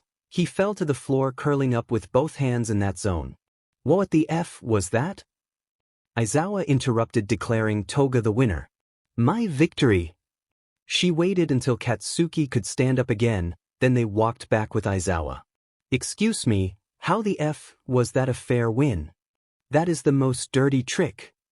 I never said it had to be a fair win, and in the real world you will find a lot of dirty tricks. Get used to it. Izuku went towards Toga. You did amazing. But I couldn't see you. Most of the fight were you? Oh, I used the sewers to move around, that way no one could really know where I was. That is so smart. And you didn't even have to use your quirk. Well, you had no way of using it anyway. You were lacking blood to transform. Maybe your hero suit should have a way for you to store blood and also take it away. It could make things a lot easier for you. Also dash. Aizu, you are rambling again. Sorry. He went with Katsuki. Kaken, you did very well too. Your explosions are strong, and you made progress. The past you would have continued to explode the building, but you didn't. You knew any of you could get hurt and tried to find another way. I'm so proud. He hugged him happily as Katsuki messed his hair. He didn't feel like he deserved to hug Izuku just yet. Aizawa spoke. This training was to see if you had hero material. A hero must find a way to get out of trouble. Toga and Dabi showed this, not being stopped by a stronger opponent or an unknown quirk respectively. However, a hero also tries to create the less damage possible to the place they are fighting in, since civilians could still be there. Bakugu, in a past this would have never crossed your mind from what I've been told. You are changing for good. Keep it up. Hitoshi, I am glad to see that you can predict an opponent's based on your own knowledge. I am very proud of you. Everyone seemed satisfied with their result. They all had a lot to improve, sure, but they would get there in time. Izuku explained to them how they could improve, what hero suits would fit better for each quirk, etc. All of them focused on Izuku until he finished. Well, kids, I hope you have time to think on how to improve on your own and not depend on Izuku. Now I need to get you three back to the hospital. Uncle Sho. Yes. Can we get ice cream? He was about to say no, but Izuku had his puppy eyes and no Ona can deny anything to that. He sighed. Sure, we can get ice cream. The trip back to the hospital was filled with chatter, adolescents being adolescents. While no one was looking, Aizawa smiled a little. This kid seemed to have suffered a lot. Watching them like that was just a nice warm feeling. When they reached the hospital, the trio said their goodbyes and entered back. They all headed to their rooms to get a shower and rest. Later, Dabi went to Izuku's room. Hey Zuzu, can I come in? Sure. He walked in and sat beside Izuku. As always, was a reflect at this point. I'm going to tell my mother about me becoming a hero, and I wanted you to come with me. You are that final strength I need. Izuku smiled softly. Of course I'll go with you, Dabi. You have my full support. Then let's go now. Izuku nodded and followed Dabi through the hospital until they reached Rei's room. Dabi knocked. Mom, it's me, Tuya. I brought a friend with me I want you to meet. There was no response, but Dabi walked in, signaling Izuku to follow. Hi, Mom. Hello, Tuya. It's always nice to see you. Mom, this is Aizawa Izuku, a new friend of mine. Zuzu, this is my mother, Hanoro Rei. It's a pleasure to meet you, Hanoro-san. Pleasure to meet you, Aizawa-kun. Izuku is fine. The two boys sat down. Mom, I have something to tell you. I'm going to be a hero. Tuya, why would you want that? What if you turn into someone like... Don't worry, Mom. I don't care of being a top hero. I care about helping others, helping people like us, fighting to give them the life we deserved. Tuya, are you sure about this? So many things could go wrong. He would get what he wanted and dash. He won't, Mom, because to him I don't exist and I don't care about being the #1 hero. That is not for me. At first I didn't want it. I hate the idea of being a hero as much as you do, but Zuzu here changed my mind. He believes I can be hero that does things for others, not for fame. Why? Because of him. What would he know about what we've been through? More than you think, Hanoro-san. I also come from an abusive household. I have a certain disgust for fire as well. My father had a fire-breathing quirk, and after my mom passed away, he blamed me and made my life impossible for 11 years. He allowed something to happen that will haunt me the rest of my days, and even after that I believe Tuya can be the hero his father should have been, because even after all you both suffered, he still has a heart of gold. I understand you may be against heroes because, being honest, not all of them are good, but people like Tuya can change that if the chance is given. Can you please give him an opportunity? No one said anything for at least 10 minutes until Rei spoke again. I will support you on this, Tuya. If he believes in you, then what kind of mother I would be if I didn't believe in you? Just please promise me you won't turn like him. I promise, Mom, I will never be like him. I will give us the happy ending we deserve, Mom. Dabi stood up to hug his mother. They both needed to talk this at some point instead of just hating it forever and trying to avoid it. Izuku smiled with certain nostalgia. For some reason Rei reminded him of his own mother. For a moment he saw her make his smile wider. And Hanoro-san, don't worry, the bad guy always gets what they deserve, even if it takes a long time. Mine took 11 years, but after that I have lived nothing but good things. Your time will come too, and I have a feeling it's going to be sometime soon. Izuku, can you come closer? Izuku did so and ended up joining the hug. You also deserved a hug. Thank you for the new perspective. You truly make a difference. And if you are able to move forward, then I must try Oswell. Feel welcome to visit me anytime. I will, Hanoro-san. Izuku felt in his mother's arms again. He felt so happy and warm. He didn't know it, but in the eyes of 3 persons he was the greatest hero to ever exist. After all, he was accomplishing a goal he didn't even knew he had. A hurt mother could finally begin to heal. A boy abused by his father could finally get free of his past and create his bright future.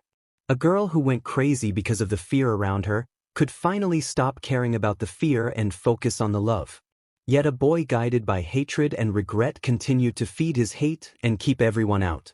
Izuku still had one more person to save, but the time for that will come. For now he needs to break the chains of his own past that keep pulling him back into awful memories.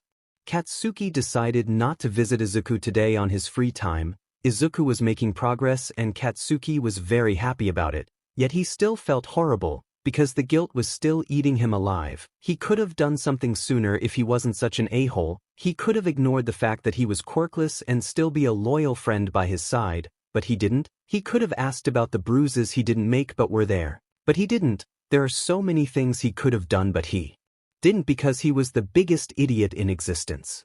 Right now he was walking around the city heading to the forest. He needed to clear up his mind about everything. He knew the guilt wasn't going anywhere anytime soon. You always screw everything up. You had one single job and failed miserably. Katsuki stopped walking towards the forest. Instead he walked towards the voice. A part of him was curious. The other part of him wanted to protect whoever those harsh words were meant for. After all, he knew what words like that could do to someone. He wouldn't let that happen to anyone else if he could do something about it. I am sorry, I just dash. You what? I'm sure you made me fail on Porpoise. After all your work had a better grade. And no, I swear it was a little mistake. I'll do better next time. Katsuki heard some knuckles crack. I'll make sure you will. When he looked where both of the voices came from, he saw a boy about his age with black hair get punched in the face by a taller boy with dark blue hair. The dark-haired boy fell to the ground because of punch. Katsuki decided to interfere. But what the F? Do you think you are doing, you extra? Nothing you should care about. The boy on the ground looked confused. The only thing that he could think of was why someone would want to help him. He wasn't worth it. Leave this guy alone before I beat your butt extra. You are trying to play hero, aren't you? I bet you bark but you don't bite. The guy with blue hair activated his quirk. Blades seemed to grow from his palms, but before he could do anything, Katsuki used his quirk on the ground, creating a cloud of dust and smoke. He used that to blind his opponent and run away with the dark-haired boy.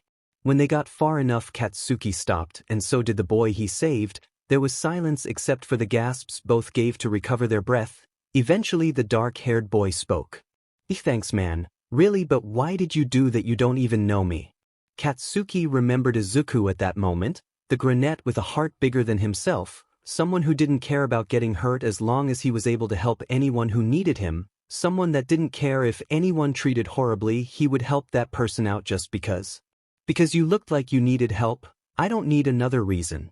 That's very manly, dude. Bakugo Katsuki. Oh, I'm Kirishima Ijiru, and thanks again. I would have been beaten up if you didn't appear. Why didn't you defend yourself? Well, I'm not worth it. I always screw up, and when that guy appears I can't fight, I simply freeze, I can't move. Katsuki swears he saw Izuku for a moment. Hey Kirishima, you plan to be a hero?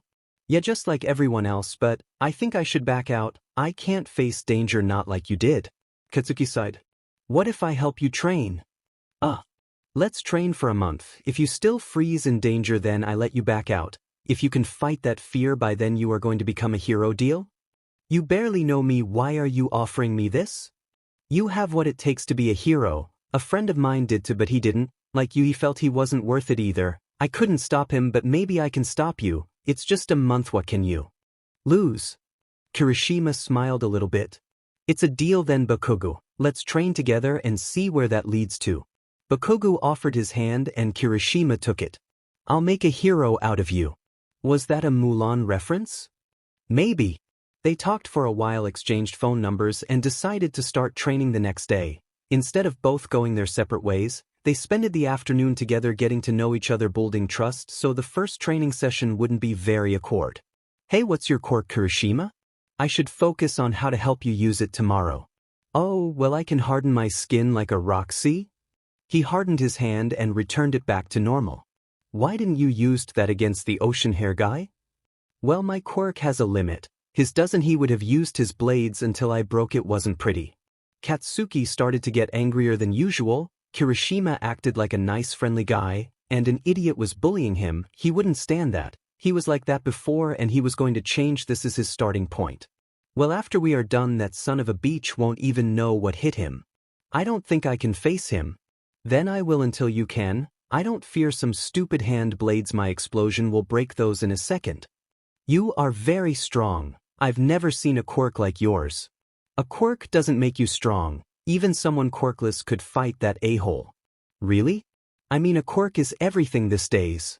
Katsuki smiled a little. Yeah, really, I know someone quirkless that would beat him. It doesn't matter how strong a quirk can be. If you can't think and strategize, you are doomed. I've never thought about it that way. I should train your strategy too. A teacher I know would fail you if you couldn't use strength and brains at the same time. Sounds hard. It is, but when you get used to it, things get easier. Katsuki spent a couple more hours with Kirishima hearing his stories until it was late, and both went back home after saying goodbye. They both arrived home in a good mood. Kirishima's mom was happy to see her son smiling again. Meanwhile, Mitsuki was confused to why his son didn't arrive, screaming and angry as always, but she was also relieved to have some peace in the house for once. Today it was training day, and as much as Izuku loved to go with them, he decided to stay this time. He could provide an analysis another day. He had a plan while his friends and brother were away. He walked through the hallways with some food and tea from the cafeteria. A nurse helped him, noticing that the small boy was having trouble on carrying most of the things. He was heading towards Ray's room. He wanted to make her feel comfortable in this place. She seemed lonely. A visit wouldn't harm anyone. After a couple minutes everything was set and the nurse left after Ray told her it didn't bother her to have the boy there. "Why are you here?" "Well, I wanted to make you company. Dobby is busy with training, so I wanted to make up for the time he can't be here." "You are a very sweet child," Izuku hummed in response as he served the tea for the both of them. "If you don't mind me asking, Miss Ray, why do you never come out of your room?" "Oh, I don't feel like I deserve to be out east. I think of this place as a prison." "I get why you think this would be a prison, but I don't think that is the reason, is it?" Ray sighed, drinking from the cup of tea. "No, it's not. The reason is a very complicated topic for me." "That's okay. You don't have to tell me, but you should come outside from time to time." They ate lunch in silence. However, it wasn't awkward at all. It all felt calm. Ray was considering what Izuku told her. Izuku was waiting for the smallest sign of approval to take her outside. Izuku looked through the window. "The view of the garden from your room is perfect." "Yes, I do enjoy the view of the garden. All the flowers, all lovely. We could go out for a little while and enjoy the flowers." Izuku waited for an answer. "Maybe another day, Izuku." That was progress. At least she was considering it. "Oh, I want to show you something. I'll be back in no time." Izuku rushed out of the room to get a notebook from his own and returned to the mother's room. "I have been working on this lately. I used to do analysis on heroes and villains to help my brother come up with fighting techniques to counter certain quirks, or to enhance his own, but I realize there is more that can be done, and well, check it out yourself, miss." Izuku opened the book and showed her the Dobby section. It had a review on the quirk, but it also contained detailed drawings on support items. The one to stand out was the one of the hero suit. "I know Dobby is powerful, but the heat of his flames can hurt him, so I thought that having a cooling system to have his temperature in check all the time, that way he won't overheat or burn himself." "This is very accurate. You should show him this. You should build this for him." I couldn't do that. I don't have the experience in building, and it's just an idea. Even though it is possible to make, I could never accomplish something like this. Izuku, I think you can do it. You should try. I'm sure Tuya will be grateful." "Well, I can give it a shot. Let's make it a surprise for him." "Actually, I think you could help Miss Ray. We can surprise Dobby together." "That sounds nice. I guess this can be a secret between us until we give it to him." "Sure thing, Miss Ray." It took them 2 weeks to create the jacket part of the hero costume Midoriya designed. Aizawa once again got beat by Izuku's puppy eyes and gave him anything he asked for. That was in the support course at Yui. "Okay, it's almost done. I just need your help for the final touch, Miss Ray." "And what would that be, Izuku?" Izuku pointed on several small pieces of metal inside the cape. "These are all connected through the inside of the fabric. I need you to use your ice in this main zone. Just please don't freeze it, just let it cool little by little. I'll tell you when to stop." "Alright." Ray placed her hand where Midoriya told her to. It took around 10 minutes before Midoriya told her to stop. "Okay, so if everything works correctly, the metal plates will detect when the body is overheating and immediately use the cooling to help it regulate when the body reaches a normal temperature. Again, the cooling system pauses until it's necessary again. Also, the metal has a very high heat resistance, so does the fabric I used. I hope it works. Even if it doesn't, Tuya will appreciate it, and if something fails, you can always try again." "Yeah, I need to try this outside. Will you come?" "I'm afraid not. As much as I'd like to be there, I still don't feel like I should not yet." Izuku simply sighed. "I understand, miss. I'll do it near the garden so you can see it through your window." "That's very nice of you, thanks." Izuku smiled and got out of the room to find Dobby and Toga to show them what he has done. He hoped Dobby would like it. And of course that was going to happen. Even if Izuku did a cupcake as a gift, their friends would see it as the biggest achievement to ever happen. "Dobby." "Toga." "What's up, Zuzu?" "I did something. But can we go to the garden to show it?" Both nodded and followed the smaller boy to the garden. "So what is it?" Izuku looked at an specific window. Seeing Ray there, he quickly turned to Dobby. "I built this with the help of Miss Ray. It's support gear for your future hero costume. I know you get overheated and this will solve it. You just try it on and tell me what do you think." Dabi was a little confused because how did neither him or Toga noticed Izuku working on support gear and his mom didn't told him anything either. Alright, let's see what you did, little Zuzu. Izuku beamed, giving the jacket to Dabi, who then put it on. Toga gave a teasing whistle and a wink. That's the best you are ever going to look. How nice of you. Sarcasm could be seen kilometers away. So how is it? Is it too tight? No, looks fine, but I don't really know if it's the perfect measure. I can change anything if you ask for it, even if it's the color. I just though black suits you well and it's look great on you. At least that what I think and dash. Zuzu, you're gay mumbling. Sorry, wait, gay mumbling? Half of what you said was how good Dabi looks with it. Oh. Dabi snorted as he moved to test how comfortable it felt. Don't worry, it's perfect. Now let's test it, shall we? Dabi created flames around him. Controlled because they were in a garden, he didn't want to burn it. Eventually he began to feel the hot of his flames, however the heat disappeared in seconds. Zuzu, marry me, this is perfect and I love it. It worked. Izuku completely ignored Dabi's joke proposal. He was way too happy with his success. This is part of my hero costume, I'll figure how to do the rest. I already did if you want any ideas. Hey, why is only Dabi getting a costume idea? I want one too. Bold of you to assume I don't have one already. The Problem Trio nickname, sponsored by a very tired Aizawa, returned to Izuku's room where he showed them his notebook with all his ideas. They spent hours checking what they liked and how Izuku could make them. The Greenette has amazing ideas, he just needs a little help to make them come true. One last time, Kirishima. Sure, Bakugo. Kirishima hardened himself again. He and Bakugo had spent time training on basic self-defense. Now they wanted to test Kirishima's durability and make it last longer every time. Right now his time limit was 15 minutes, which is impressive, yet both boys wanted more, plus ultra, right? During the 2 weeks they have trained, Katsuki noticed that Kirishima is a quick learner since he dominated the basics in those 2 weeks. Now they just needed stamina, resistance and agility, and Kirishima doesn't know this, but the angry blonde has been in his school seeing who bothered his friend and showed Gem why they should never do that again. Kirishima has been a lot happier. Stop, I can't hold it any longer. Katsuki stopped his explosions as Kirishima returned his skin to its natural state. Oh man, I didn't improve. You will trust me. Katsuki hasn't realized how much he had attached to the Sunshine Boy in just 2 weeks, because if anything bad happened to him he would kill anyone responsible and then himself. I still can't thank you enough for teaching me, it's so manly of you without wanting anything in exchange. Katsuki smirked. I do want something in exchange. What it is? That we both go to Yui together. Kirishima smiled widely. We will. And we'll be together at the top. Sounds like a plan. They had some more time before they both went home and decided to just rest and spend time together talking about the simplest things like favorite heroes and such. Even if this just started as a protect, train and make up for my mistakes, for Katsuki it was turning into a friendship, at least for now. The future has a more special relationship planned for this too. The month of training Bakugo offered to Kirishima was over. Both boys were very pleased with their progress. Kirishima didn't freeze up anymore and his analytical thinking was getting better. It wasn't the best, but it was good enough for now. Bakugo was happy to see the progress Kirishima and Izuku made, and because of this he began to feel better with himself, not quite yet forgiving himself from all the damage he had done. But he was getting there.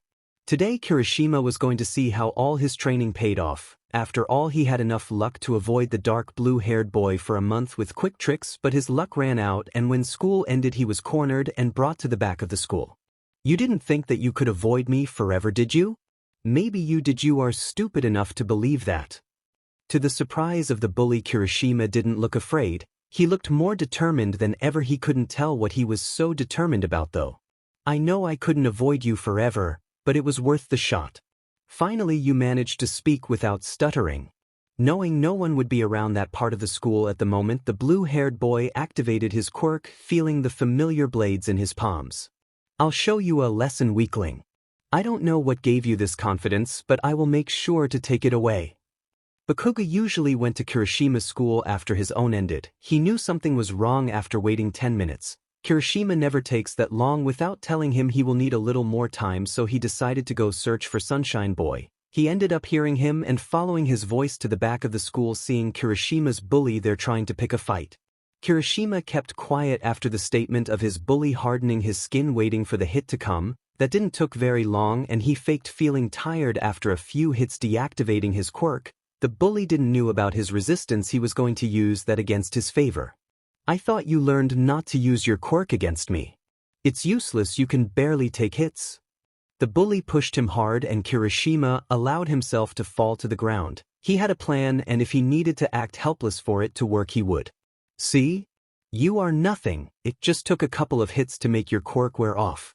When Bakugo saw this he wanted to interfere thinking Kirishima wasn't ready to face Ocean Hair. However, he stopped himself from doing anything the moment his eyes met Kirishima's. The black-haired boy shaked his head for Bakugo. This was his way to tell him, don't interrupt. And even if he didn't want to, he stayed right where he was. What are you shaking your head for? Thought you could do better? That you could be anything other than the weakling you are? The bully was getting closer to Kirishima and when he was close enough he activated his quirk once again, stabbing his hand on the ground and throwing the dirt and dust in his bully's face, making him close his eyes irritated by the dust. That was one of the first things he learned. Play dirty if you have to, villains never play fair. What the F a hole? While his bully tried to wipe the dirt out of his eyes, Kirishima quickly stood up and kicked, aiming for the knees, making his opponent fall. He didn't hesitate to use his weight to keep the bully down and pull both hands of his opponent behind his back. The bully couldn't get free or fight back. Kirishima won. I want you to listen carefully to what I am about to say because I don't want to repeat it. I am not as weak as you say I am. You are not as strong as you think you are. You have tormented many students in this school for your own benefit, but that ends today because I will never let you do that to me or anyone else. While I am here no one will fear you again. After that Kirishima let his hands go and stood up to go with Bakugo. The blonde was filled with pride. Not only did Kirishima put Blueberry BSRD in his place, but he also made sure that no one would get bothered by that a-hole again. He knows he thought him well and when they were out of the school he hugged Kirishima. You did fantastic. That was amazing. I'm so proud of you, Kirishima. Kirishima smiled, returning the hug. Would you say that what I did was very manly? Bakugo let out a small laugh. The manliest thing I have ever seen.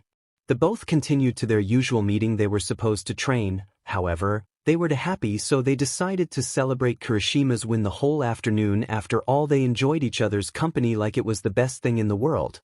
And maybe that was the best thing in the world for those two. The months seemed to flew by in the blink of an eye. Aizawa thought Dabi and Toga all he could to prepare them without giving away the whole exam. Izuku kept creating many useful artifacts for the future hero costumes of his friends and brother, and of course he was getting better. He would still suffer panic attacks sometimes if something triggered it, but he knew how to deal with them. Bakugo and Kirishima considered each other equals. The two of them will enter Yui, they just knew it. Aizawa and Hitoshi had a surprise for Izuku. They will show him that later. Dabi, Toga, Bakugo and Kirishima entered Yui ready to take the exam. Dabi was applying for the second year of heroics, not the first. There was a spot there since Aizawa expelled some of them and due to age and experience Nizu allowed him to apply for that year of heroics. The other three licensed to present mixed presentation, getting slightly annoyed by a tall boy with glasses they will know as Ida Tenya in the future. The boy didn't even let present Mike finish before calling out about something on the pamphlet. Honestly, this three didn't really give him that much attention. Each of them went to their respective field ready to take out as many robots as possible. Toga asked for some of Dabi's blood. She was gonna use his form and quirk to pass the exam. Meanwhile, Bakugo and Kirishima mentally wished each other good luck, and at the moment they heard start, the three of them ran, leaving everyone else behind. They will use any advantage they have. Toga quickly melted the robots with Dabi's powerful flames. Kirishima went through each robot like a bullet. Bakugo exploded them to bits. Everything seemed to be going great. And then the streets began to shake. Some examinees screamed about the zero-pointer. They all ran away. Bakugo kept rubble from hitting other examinees while they were running away. Kirishima helped the fallen examinees up. He ended up taking a hit from the rubble, protecting a blonde boy with a black thunderbolt in his hair. He also carried that boy to safety since he was unconscious. Toga was about to run away like the rest, but she heard a high-pitched scream. Help! She turned around, seeing a girl with short brown hair trapped under the rubble. She looked hurt. Toga couldn't help but turn around and rush to help that girl. She knew her time as Dabi was almost up, but if she could use the last seconds to do something she would. The chocolate-haired girl watched as a scarred boy that seemed to be melting into a blonde girl used flames to power herself, themselves upwards reaching for the shoulder of the zero-pointer. What was this person trying to do? Toga landed not very gracefully on the shoulder of the bot but landed nonetheless. She focused on keeping at least her hands as Dobby's concentrating all the firepower she had and firing directly in the neck of the bot, melting it until it fell off. Her hands stinged, they were burned, but at least she saved brown hair girl. Uraraka managed to get out of under the rubble just in time to see the bot falling, and with the bot a blonde girl was falling as well. Uraraka used all her strength to reach for the girl. She feels bad that she had to slap her, but at least she managed to stop her fall. Re-release. Uraraka touched her fingertips, falling down to the ground with Toga. Both girls were exhausted. The next message was heard in all the exam arenas. Time is up, listeners. Recovery girl went to each arena healing whoever needed it. Uraraka's ankle was healed and so were Toga's palms. Here, young ladies, have this gummies, they should help restore your energy. And with that, recovery girl left. Both girls helped each other back to the entrance. They may be healed, but the gummies weren't that effective for their energy. Thanks for saving me back there, I'm Uraraka Ochako. Uraraka extended her hand and Toga didn't hesitate to shake it. After all, she always wanted female friend. Don't get her wrong, she loves Zuzu, Dabi, Shinzo and Angry Chihuahua, but she wanted a girlfriend to do whatever girlfriends do. It was nothing, I'm Toga Himiko. I should thank you, Oswell, you saved me from quite a fall. The girls talked for a while until Uraraka felt good enough to leave on her own, and now she had to wait for her friends. Sup Toga? DBI. She hugged her friend, asking many questions faster than Izuku ever has, and some of them weren't even about the exam. She was randomly saying what came to her mind. Stop that, bleached vamp. Not even Izuku can ask that many questions. Like you care, Angry Chihuahua? Kirishima couldn't help but to snort at the nickname. I trusted you, Kirishima. I like your new friend. He likes my nicknames. Dabi rolled his eyes while Kirishima was being the sunshine boy. He is already making friends with Toga.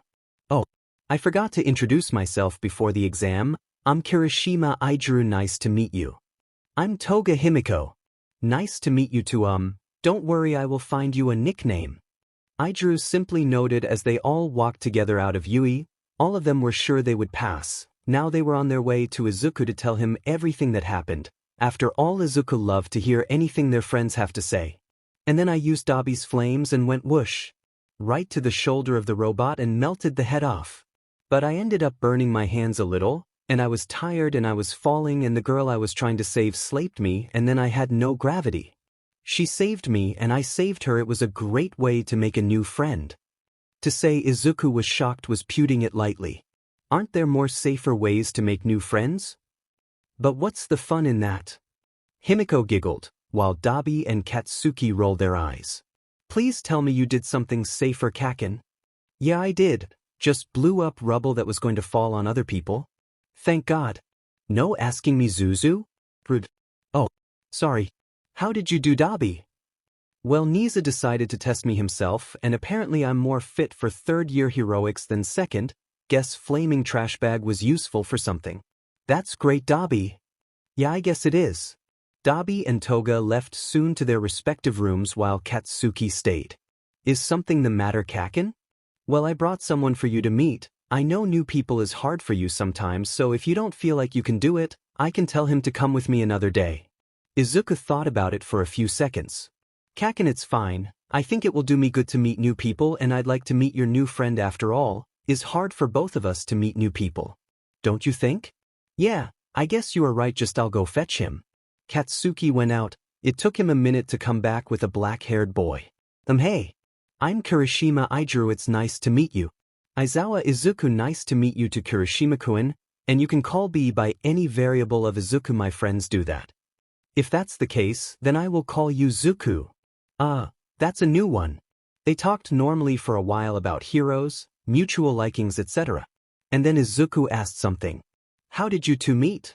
Katsuki tensed. He didn't know how Izuku would react to him being his personal bully for 10 years, but seeing someone he didn't even know at the moment get bullied and jump to help him. Well, long story short, I was being bullied by a guy and Bakubro appeared out of nowhere to save me. He taught me how to fight and defend myself for a month and I was able to put up a fight with that mean guy and made sure he didn't bother anyone else. We just didn't want to go apart after all that. Izuku began to smile brightly. Kaken, that was so nice of you. I'm so happy you helped someone else like that and even befriend them. Ijairus was confused. In Izuku's head something clicked. Well, when I still went to school with Kaken, he didn't protect anyone, he was too angry to bother looking around and well something happened to me. I'm not comfortable saying what that is, sorry. It's fine, I get it, something personal. Yeah. Well, anyway, after that happened I tried to do something very, very stupid but Kaken chose the right moment to actually look around and stop that from happening. I am very grateful he did.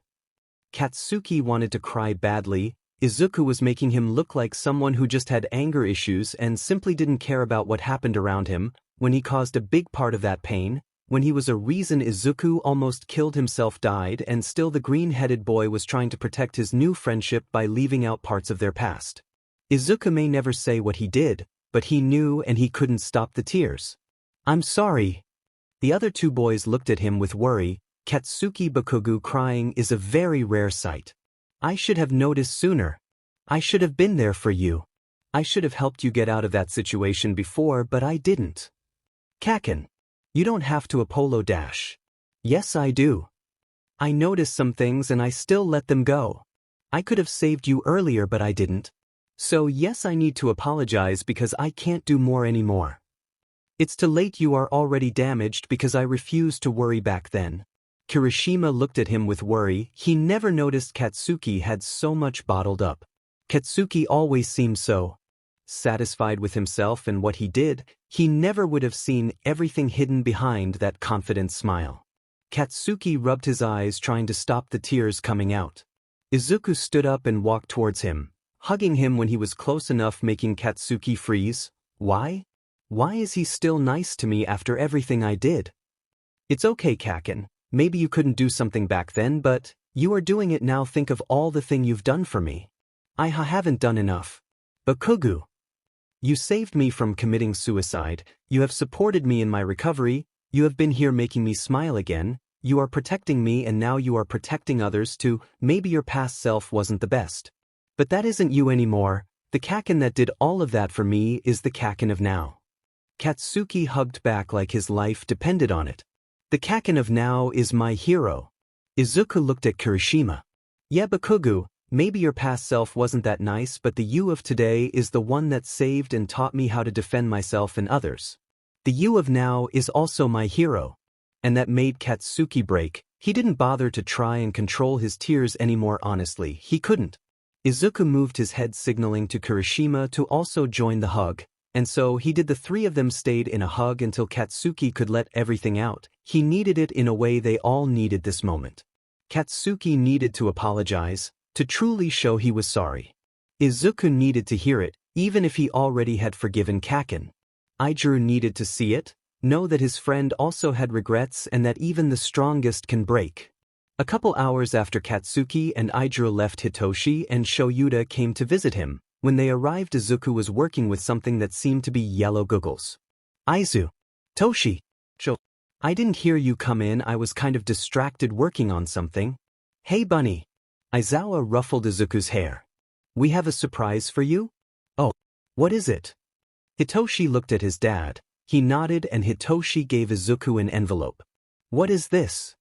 Open it to find out. Izuku opened the envelope, finding a letter with the UA symbol.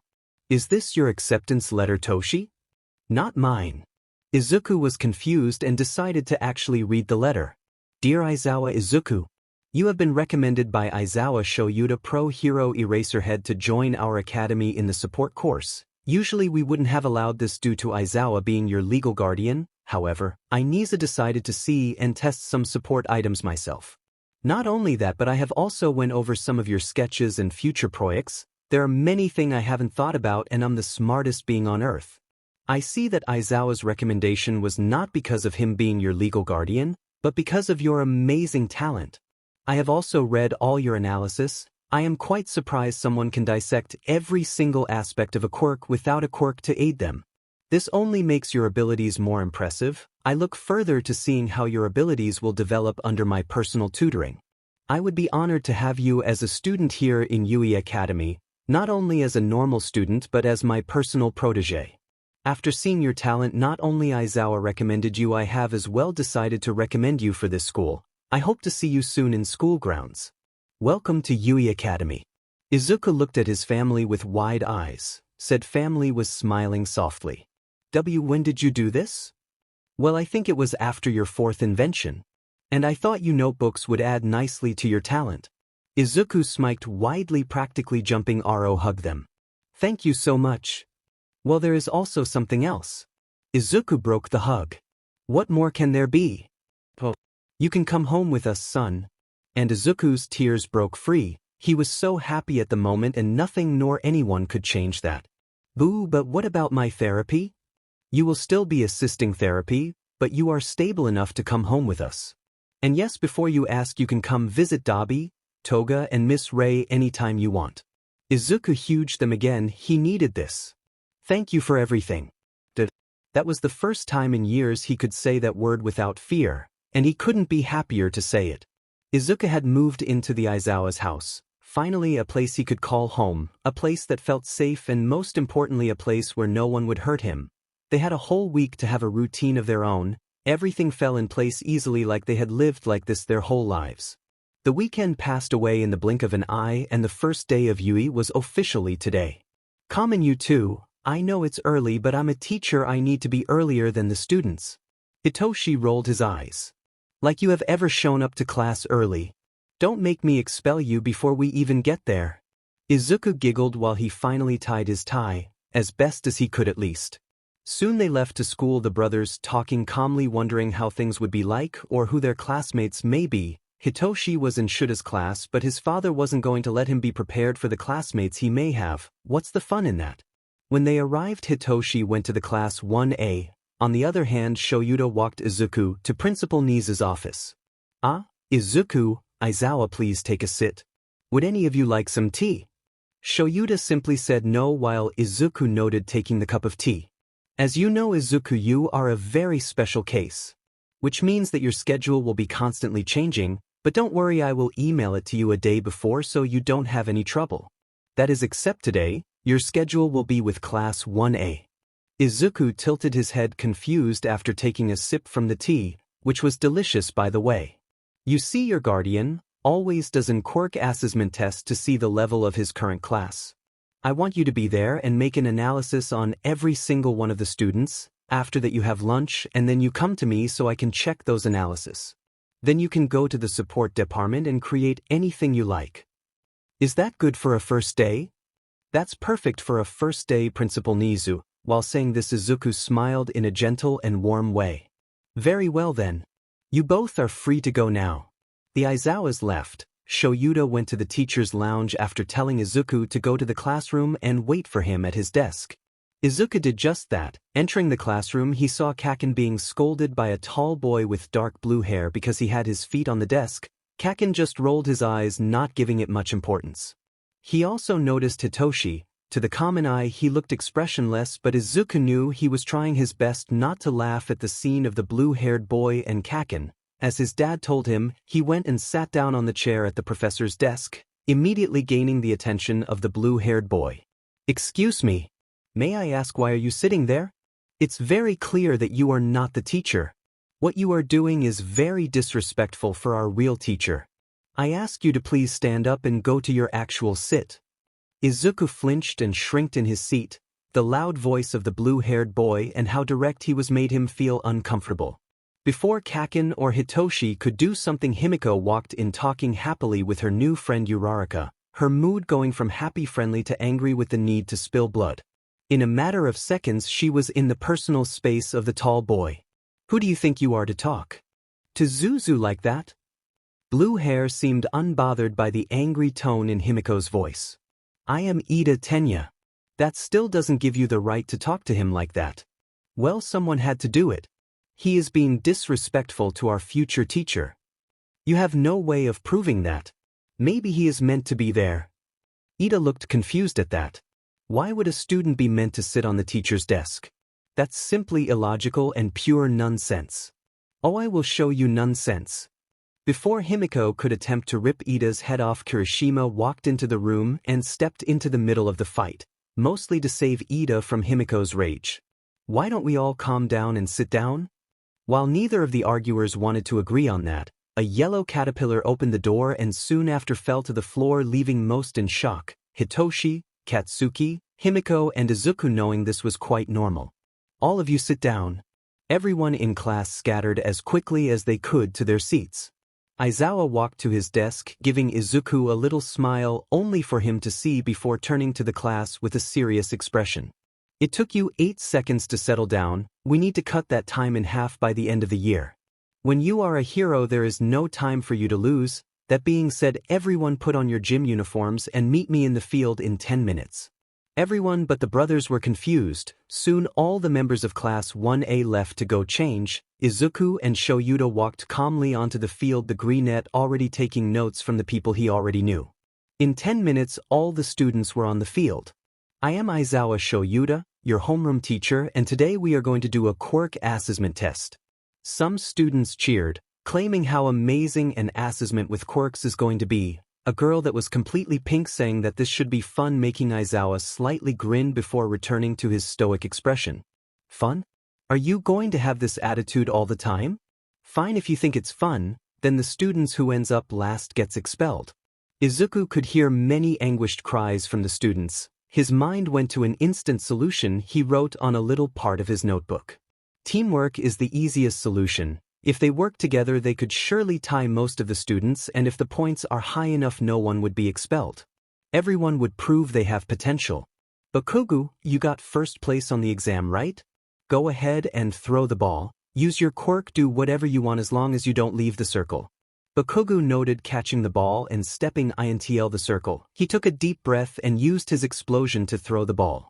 815.20 meters. The class was shocked and amazed at the same time. In another timeline, he got a lower distance, but here he had previous training with Aizawa giving him a slight advantage. Ida had kept quiet while their teacher explained, but now he was bothered by the fact that the greenette was still in his normal uniform, sitting down and just scribbling into a notebook, so he did the most logical thing and raised his hand. Yes, Tenya? Excuse me, sir, but why is that green-haired boy not taking the test with us? And why is he not wearing the uniform when you told the class to go change?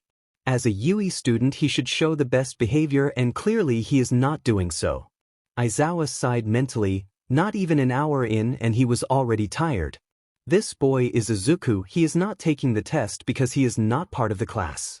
Not only that, but he was asked by Principal Nizu himself to analyze each one of your quirks and write it down. That analysis is as important as the assessment itself. I recommend you focus on the test instead of what others are doing. Ida simply noted. Himiko grinned widely because the best father figure to ever exist shut up the boy that dared to raise his voice and scold Izuku, who is basically an angel. The rest of the class looked at Izuku with a certain fear. They didn't know why that analysis was important, but it depended on Izuku alone. When Izuku felt many eyes on him, he raised his head from the notebook to see many of the students looking at him. Once again he shrinked in his place, this time giving a small wave and a nervous smile to the class, which seemed to make most of them ease the fear they felt. First there was the 50-meter dash. Izuku began writing the names he heard on the pages, leaving 2 pages for each student.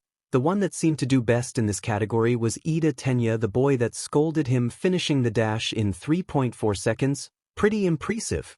However, Himiko was a close second with 3.7 seconds. She is very quick and agile, she just doesn't look like it.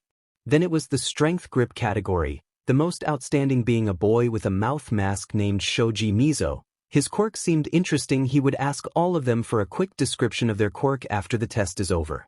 This test was followed by the long stand jump. Many of the students were able to just go over the sandbox, while others landed within the sandbox. He wrote on how they could improve that according to the quirks he was seeing. Repeated sidestep was a quick test. The pink girl, whose name was Ashido Mina, did quite well using her acid to help her move faster. A frog-like girl named Tsuyu Ajui was the best. One small jumps were her element apparently. In the sit-ups that were mostly for resistance, a girl with a black ponytail named Yaoyorozu Momo and a boy with bicolored hair named Todoroki Shudo did best than everyone else. The Todoroki boy immediately ringed a bell in his head. Dabi and Rei talked a lot about their family. When Izuku was on Todoroki's page, he looked at the boy with certain concern. After all, he knew how much of an a-hole Endeavor is. He made a mental note to talk with Todoroki later. The seated toe touch was just about elasticity. Once again, Todoroki and Yaoyorozu seemed to be on top of the test, Tsuyu being on the top with them. Finally, the ball throw. Uraraka Ochako, or Himiko's new best friend, did amazingly, earning an infinity score. No one could beat. A gravity quirk has so many possibilities. However, Izuku wonders if her quirk can not only make the gravity of things lower but also higher. That could be helpful if trained correctly. When the results came out, it was the invisible student named Toru Hagakure who ended up last. The girls fell to the floor crying. She was about to be expelled on her first day of school. The rest of the students looked at her with pity, but Izuku, I can't see someone cry. Aizawa rushed to her side and gave her a hug, surprising everyone. Hey, don't cry, it's okay really. Yes, you were last, but look at how many points you made. Even when your quirk wasn't made for most of this tests, that didn't stop you. Like a hero, you continued through the task even when everything was against you.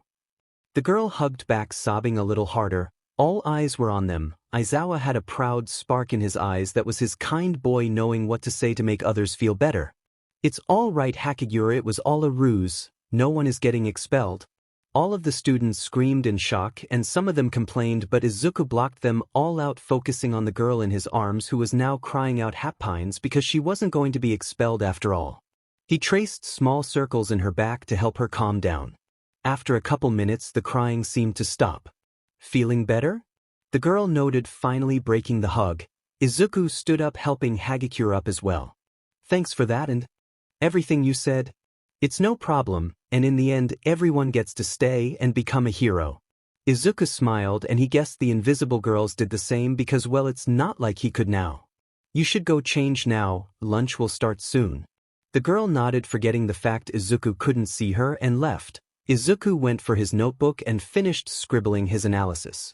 Shudo was the first to get changed, avoiding any interaction with any of his classmates. He doesn't need friends to be a hero. Out of all the things that happened today, he didn't expect a boy his age be part of the assessment judges, but he didn't care. He proved to be best with only his mother's power. This morning Endeavor was more bothersome than ever, claiming that he would have been first in his entrance exam with his power, that he was lucky the other Perron that was first refused to enter the school or something the like. Honestly, he couldn't care less. It was now lunchtime, and he had to bump into someone because he couldn't just get food and be alone like he wanted now, could he? Please watch where you are going next time. You talk to your big brother like that? Shudo's eyes widened as he looked into who he bumped into, being no other than Tuya Todoroki, the brother that is supposed to be in a mental health facility and unable to get out. Tuya, what are you doing here? How? Dabi smirked. Well, I made a friend, and after a lot of things I'm here. He actually is here but in the support department. However, it's lunchtime, so what do you say you come with me and you meet him? Yes, sure. Does he know that you are here? No, and oh, I am waiting hard for him to notice. His expression is going to be priceless. Now let's forget about Enduhor and let's go get some food. Shudo almost snorted at the name, forgetting about his serious persona completely. He wasn't always serious, and he had so much fun with Tuya whenever he could sneak into his room. He felt like a kid again, and honestly that felt nice. Both walked towards the cafeteria, Tuya talking mostly about that new friend that got him out, that he is very nice and kind. This boy sounded like a good person, and honestly he did want to meet him. After all, he is the person that got his brother out of that mental facility. There he is. Hey Zuzu. How was your day? Shudo sat down next to his brother. The table was filled with 6 of his classmates which he had no interest to interact with whatsoever. This should be fun. Hey Dabi, today has been going good, how about you? Todoroki was curious as to why they called his brother Dabi instead of his name. He could ask later. Right now the plan was to remain quiet until lunch was over. That shouldn't be so hard. Don't believe him, Dabi. A guy screamed at him today about being disrespectful or something. He didn't need to know that, Toga, said Izuku with a little whine. Maybe. But I wanted him to know. replied the energetic blonde with a smirk. He noticed the blonde with the explosive quirk, if he remembered correctly, roll his eyes at the interaction that was going on. Maybe this was normal for them. Don't you say, Toga, who is this boy? I just want to. No intimidating anyone, Dabi. No one should ever scream at you or call you disrespectful, that's like kicking a puppy. Todoroki observed Izuku, or Zuzu as his brother refers to him. He didn't seem like much really, actually he looked pretty plain and simple. Yet this boy was sent by Nizu to analyze them all. Interesting. I'm sorry to interrupt, but is anyone going to introduce Dabi? That was Infinity Girl. Oh right. You are not usually part of our squad, Rara. Dabi is a friend of all us in this table actually, he is in the 3rd year of heroics. Well, pleasure to meet you, Dabi. He saw his brother smile, like genuinely smile to a person he just met. It's a pleasure to meet you, Uraraka. You know, after the entrance exams Toga hasn't shut up about how amazing you are with your quirk and all. Dabi said this just to bother Toga and he was successful. Really? Asked Uraraka in disbelief, although she never got an answer. Shut it, overdone bacon. Tuya just laughed. Laughed at someone making fun of his burn scars. This was confusing to him. When Tuya got those scars he hated them and now he can just laugh about it? Todoroki didn't think he could just laugh about the scar he had, it just didn't seem possible. As the conversation went on he noticed Izuku looking at him, like he wanted to say something and yet he kept silence and looked away, odd. Everyone seemed to be getting along and then the bell ringed to signal that lunchtime was over. That was way too fast, I have to get going, I'll see you later guys. Tuya stood up ruffling Izuku's hair, which in his opinion was already a mess, and then he ruffled his own. Tuya, why? Because I can show, enjoy the rest of your day. And just like that he left. Soon the purple-haired boy, that looked suspiciously too much like Aizawa-sensei stood up. Let's go, Aizawa won't like us being late. Everyone agreed and stood up. He let all of them go ahead and he noticed Izuku staying behind on Porpoise. I would have talked to you sooner, but it seems like you didn't want to talk to any of them, so I decided to wait until they left. Maybe it was more comfortable for you that way. Izuku was observant to notice that he didn't want to speak to anyone, even if Izuku was talking to him right now. I just heard a lot of you from Dabi and I'm glad I can finally meet you. Aizawa said it, but I should introduce myself. Hi, I'm Izuku. The greenette extended his hand for Todoroki to shake it, which he did just to be respectful. After all, Tuya approved of this boy, so maybe he could try and get to know him just a bit. Todoroki Shoto. Izuku smiled. Well, it's a pleasure to finally meet you, Todoroki-kun. I won't take more of your time. If Aizawa tells you anything about it, just say it was my fault. You are not coming back to class? He didn't really want to talk, yet he was curious as to why this boy wasn't coming along. Oh no, my schedule is set different every day. I need to go to the support department now. That's actually the department I belong to. I hope to see you around. Why did this boy's schedule change daily? If he belonged to the support department, why was he sent by Nizu to analyze them? How did he meet Tuya? He had many questions, but before he could ask any of them, Izuku was already gone. He simply went to class after that. He got there in time. When Izuku arrived to the support department, all eyes were set on him. In 1A he felt more confident because his friends were there, but here, he is on his own. You must be Izuku, right? Izuku nodded at Power Loader. Don't worry, Nizu informed me about you. That's your seat. Izuku nodded once again and took his seat. This classroom was different to the hero department's one. Here the desks were bigger, clearly meant to be worked on. There are tools in each table for the students and a lot of materials to work with as well. I want all of you to make the blueprints for anything you want, and if possible start building it. Izuku's mind immediately thought about why Power Loader was asking for this. He wants to know what we are capable of, which students can design faster than others. That way he can prepare a teaching plan for everyone to reach the same level. The blueprints were done in a heartbeat. He had this idea for a while and he had actually made some sketches before in his notebook while he was still in the hospital. The idea was quite simple. At least in Izuku's eyes it was. This were some new goggles for Aizawa since the ones he had right now weren't the most practical. This goggles still maintained Eraserhead's essence, that bright yellow color that his dad seems to like so much. However, this ones will look more like the ones of a pilot. Izuku knows that Aizawa depends a lot on his hero gear and the element of surprise, but he never knew why his goggles weren't designed to protect his eyes. He knew it wasn't because he couldn't use his quirk if there was a glass in the way. He saw him do that during trainings, so that couldn't be it. Plus, the goggles could provide more help.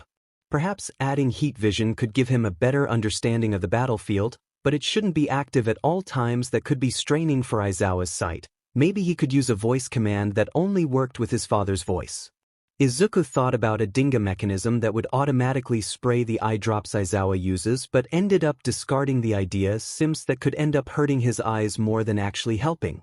He decided to remain with the simpler design the pilot glasses with one-way see-through glass so no one could notice where his father was looking at, plus the heat vision modification activated by voice. For now that should work, and he could upgrade it in the future if he thought of anything new or if his dad suggested something. By the end of the class, most if not all of the students finished their blueprints. Just a few of them started working on the prototype, but just 2 of them managed to finish their first invention in class, one being Izuku and the other being a very energetic pink-haired girl. Power Loader congratulated everyone on their progress and dismissed the class. Izuku began to pack his things to leave, having a special care with the new goggles, when the pink-haired girl slammed her hands against his desk, making him give a little jump. Was she angry? No, she is smiling, so that can be it. Maybe I offended her? No, that doesn't make sense either. Perhaps this is her way of being friendly? The pink-haired girl spoke maybe a little too loudly, making Izuku jump again. Hey Freckles! Are you even licensing? She has been talking to him all this time and he has been ignoring her. And no, I'm sorry about that. My name is Aiza-. But he was interrupted. Who cares? That's not important right now. Izuku is unsure of how to socialize someone. Please help this child. What did you build, Freckles? Oh, she was just interested in my invention. They are an update for Eraserhead's goggles. The ones he owns right now are not the best he could have. They have heat vision and one-way see-through glass. The heat vision activates by voice, so only he can do it. They also provide more protection from debris or dust so he can keep his eyes open longer during fights. Izuku explained his invention while the girl remained quiet, listening with interest. That was fast for an hour and a half. I'm Hatsume. And you, Freckles, seem to be the only worthy ally in this classroom, since only you were the only other person able to finish in such a short time. Ally? Izuku wasn't understanding much of what this girl was talking about, so he just let out a small and confused, thanks. Then May proceeded to ramble about her own invention, or her baby as she called it. This baby will be able to give an amazing support to those with a speed quirk, especially since it adjusts to the user. Speaking about quirks, what's yours? Mine is zoom. My pupils can zoom, and that's really helpful for building. Ah, there it was, the question Izuku hates the most, but he can't just avoid it forever. I'm quirkless. May just stared at him blankly like a cat, and Izuku's mind was spiraling with anxiety because this girl probably doesn't want to be her friend anymore, or she probably thinks less of him now. Maybe he won't be an ally anymore. That train of thought was stopped thanks to May's words. You mean to tell me you work as fast as me without the aid of a quirk? Izuku nodded. Now you are just more valuable than before, Freckles. I must have you as an ally. We could create the biggest support company ever. That he didn't see coming. For some reason Izuku just seemed to attract 2 sorts of people, really energetic sunshines or sarcastic and tired emos. May followed him around talking about how they could make an empire if they started making connections with the other courses and how they could use that to improve and sell their babies, to which Izuku just nodded since May did have some good points. He walked with her until he reaches his friends. There was the familiar squad being Toga, Kaken, Dabi, Toshi, and the relatively new Kirishima. There was also the seemingly new members Uraraka, Hagakure, and Todoroki. Of course, Toga was the first one to introduce herself to May, and it just escalated from there. Apparently there was going to be yet another new member to their squad since May did wanted connections with the hero course, and Izuku had provided just that. Izuku smiled at the scene. Everyone was happy, just chatting with each other and getting along. Todoroki still seemed hesitant to talk to others, but that's okay. After all, Izuku knows what it feels like to want to stay quiet and be left alone. All thing considered, his first day at UA was perfect, and hopefully the second would be just as perfect. The second day at UE wasn't as hectic as the first. Nizu sent him to Buttes and analyze Class 1B just like he did with 1A. The only difference he could notice was that this class wasn't that stressed. Then again, they weren't threatened with being expelled, so they didn't really have a reason to be worried. Izuku had to admit his dad's methods were a little too harsh, but they worked. Class 1A gave all his effort during the test while 1B only had fun testing their abilities. It was nice not having to get out of his comfort zone to comfort someone like he did with Hagakure. Not that he minded doing so, he would do it again if he had to, but staying quiet and scribbling down notes on his notebook had always felt safer, and after such a tragic life he liked that feeling of safety. Izuku was never one to not like people. He would usually try to see the good in everyone, Kaken being the greatest example of that, but the blonde boy that could copy quirks for at least 5 minutes and one at a time was getting to his nerves. Instead of focusing on himself and how to improve his abilities, he was complaining about Class 1A and how they were overrated. Izuku could understand that the boy was jealous, but it seemed that even his classmates were getting annoyed by him. Usually Izuku would have simply let it slide, but he made one mistake. I even heard of a girl that needs to drink blood to activate her quirk. How creepy and disgusting is that? If anything, I'd call it villainous, and she shouldn't be in the hero course. He talked bad about his sister.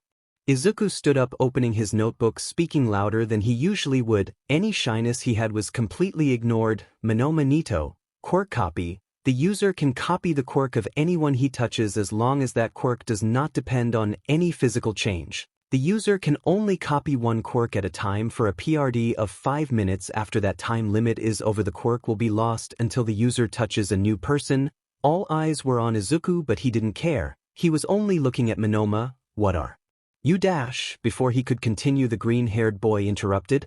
I'm sorry, but I wasn't finished. I know it's a little hard for you, but show some respect and wait until I have finished. Minoma shut his mouth. Of course he had something to say, but the icy glare in the eyes of the freckled boy that came into the class that morning with a warm and kind look made him stay quiet. As I was saying, hero potential in the current situation 5 out of 10. The time limit, amount of quirks the user can possess at a time, and his ability to use them limits his potential as a hero. The user can improve with training. Well, that didn't sound so bad. Of course the blonde didn't like his hero potential defined by this child so low, but he didn't say anything bad about him. However, improvement will be unsuccessful as the user is unable to focus on their own progress and ability. Instead, they focus on the abilities and progress of the people around him, not to learn and improve but to judge and belittle when he himself isn't much better than them. In fact, he is even below them. Everyone was silent. Not even Vlad King dared to step in and quiet the boy or ask his reason for exposing Minoma's notes specifically. Minoma never thought he could be intimidated by this kid, but his eyes expressed a fiery anger while remaining completely cold. The reason of this is a probable superiority complex, as the user tries to make others seem less than what they truly are. Not only that, but he is actively trying to make others think like he does, just so he can feel better about himself and about his quirk, along with training therapy is advised. With that, Izuku closed his notebook, watching the mixture of emotions going through Minoma's face, but the most prominent one was anger, which in reality was a facade to cover his shame. What gives you the right to say that about me? Don't you dare give that to Nizu or Dash. Izuku raised an eyebrow. Or what? There wasn't an immediate answer. Minoma was thinking about what to say. Will you speak badly behind my back? Belittle a quirk I don't have? Try to take the notebook Nizu himself asked me to write so he could give you all the best education and help possible? Do tell me, Minoma, what exactly will you do? It was almost a defying tone. Dabi and Toga would be proud. Hell, even Aizawa would be proud of his kid right now putting someone petty in their place. Minoma was going to strike low. A quirk I don't have? That meant the kid was quirkless and so he could attack their right? Wrong? You are quirkless? Then why would Nizu even put you in charge of assessing us? You are clearly not good to Butte's quirks when you don't even have 1 inch. Izuku let his face fall just to see Minoma smirk victorious, only to smirk and let out one single laugh. Because unlike you who has a quirk, I am competent with what I do. He took a step forward to Minoma. I don't care who do you think you are to talk badly about others like you do, because let me tell you, getting into Yui doesn't make you special. Just like you got accepted, you can get kicked out and replaced. Just because you got in doesn't mean you will have everything handed to you. You will have to fight for it. He kept approaching and he was getting to close. Minoma did step back. You are sour about not getting into 1A? Though luck buddy, they worked hard to get where they are, they saw the flaws in their quirks and worked to turn them into strengths. Talking bad about their quirks, especially when you don't know the struggle that put them through, won't get you higher in the ranks. If anything, it will get you to the bottom of it in the blink of an eye. The blonde boy kept backing up, but Izuku didn't seem to be stopping. A blood quirk is villainous? Are you even aware of who your teacher is? And what about your own copy quirk? A lot of people could see it as villainous, and by the look in your eyes I know they already have, and yet here you are repeating history. Have a piece of advice. Focus on yourself before you judge others, because believe me, you will only make yourself enemies if you don't. What kind of hero makes other heroes their enemies? One that will get destroyed the first day on the field because they won't have no one to back them up. Mineta hit his back with a tree, completely speechless. Izuku closing up, murmuring just for him to hear, "Don't talk bad about my sister ever again."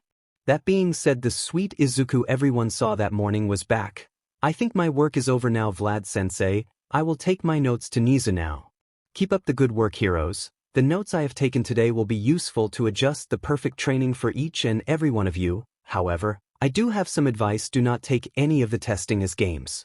Being a hero is not a game. One mistake could be the end of your careers or the end of your life, so please don't take this lightly. And with that he left, everyone giving an acknowledging nod, seeing him go to what they assumed was Nizu's office. Everyone will feel chills the next time they see Izuku. Izuku really thought he wouldn't run into more trouble that day. If he was being honest, he had no idea where the courage to put Mineta in his place came from, but he could say he didn't regret doing so in the slickfless.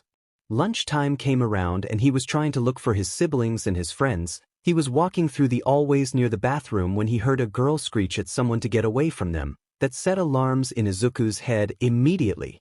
He sent a message to his dad telling him to come to the girl bathrooms of the 3rd floor since there seemed to be trouble. After that he entered the bathroom to see a tall girl with a black ponytail with a hand stuck to the wall by a purple ball. In front of her was a very short boy with hair that seemed to match that purple ball. "Don't worry, I promise I won't do anything, I just want to see." Izuku felt his heart race. He remembered when he was paralyzed, when someone used him for his own entertainment and pleasure. He won't let anyone go through that if he can help it. "And I promise that you won't do or see anything. Get away from her now." The small boy was surprised, turning around immediately thinking it was someone scary and that would beat him up, but to him the freckled boy didn't seem like much. "Oh, come on man. Just let me do this, you can even join and see with me too. I don't mind sharing." The girl looked at the new boy terrified, but she was lucky Izuku wasn't some sick bastard. "I told you to get away from her, wasn't I clear enough?" He just had to buy some time for Eraserhead to get here and get this predator expelled. The purple-haired boy didn't seem happy with that reply at all. "Look, you can go, just mind your business then. You can pretend you didn't see me and everyone is happy." He turned away from Izuku, and of course our hero wouldn't stand by and let this happen. He grabbed the small boy by the shoulder and pulled him back, standing between him and the girl that upon a closer look he could recognize as one of the 1A kids. Aizawa was going to be even more sad at this truth because he decided to attack one of his kids. Not that he wouldn't get sad if it wasn't one of his new batch of kids, but you know, he cares for them more than he would like to admit. The short pervert was done negotiating with this kid trying to play hero, and he simply stuck his feet to the ground, and Izuku found out he couldn't move them. "Now you can't do anything." The victory lasted him to seconds because he saw the freckled boy who interrupted him smile. "That's true, but he can." Before anyone could blink, Aizawa entered the bathroom with bright red eyes, his capture gear going straight at the... "He is right, you are getting expelled, and if Miss Yayarosa decides to do so, you are also going to get arrested for harassment," the teacher snarled. He has always hated this type of people, and his hate only incremented after what happened to his now son. After making Mineta free the 2 kids, he got him back into the capture gear. "Izuku, I will take him to Nizu's office to explain the situation and deal with him. Please take Miss Yayarozu with recovery girl to make sure everything is fine." Izuku gave a small smile. "Of course, Dad. Come on, Yayarozu-san. Don't worry about taking too much time with recovery girl and missing lunch. Dad will understand if you are late for his next class or if you don't go back at all." For now Momo nodded, following Izuku, who walked as slow as she was to make sure she never felt alone and left behind. This made her feel insecure and like the whole world would go after her like Mineta did. Izuku understood that more than anyone. Momo on the other hand didn't know why she was heading to the infirmary to begin with. She wasn't hurt in any way, it was mostly the fear of being in a situation like that and feeling so helpless. She would have used her quirk, but she trained a little too much that morning and she didn't feel she had enough fat to use her quirk in the first place. Was it her fault for not being ready? She is training to be a hero, she can't become a liability like this. Yaoruzo-san, your breathing is getting unsteady, I need you to focus on my voice for now, okay? I know what sort of thoughts you are going through right now. I've been there, but please, I need you to focus on me before you spiral into a panic attack. She didn't even notice her breathing was changing. They arrived to Recovery Girl without a panic attack, starting thanks to Izuku. When the nurse asked what happened, Momo stayed quiet. She didn't feel like she could talk about it. Would you like me to tell her? Or you can also write what happened to her. If you don't feel right now, you don't have to. Izuku felt like a blessing because he knew how to deal with all of this. Momo had yet to process that this kind-hearted boy had gone through something like this. Her mind just isn't catching up yet. She nodded, but she realized that didn't exactly answer what she wanted to do. If you want me to tell her, raise one finger. If you would rather write it, then raise two. She raised one. Okay. If you need me to stop talking at any point, or if I get something wrong, just tap me on the shoulder and we will figure it out from there. To what I know, Yaoruzo-san headed into the bathroom and a boy that Aizawa called Mineta ambushed her. He had a quirk related to his hair. From what I could gather, it can stick to anything and only he could get it off. I heard her scream for him to get away and I entered the bathroom to help. Dad came restrain him and he sent us here. Is that correct? Did anything else happen?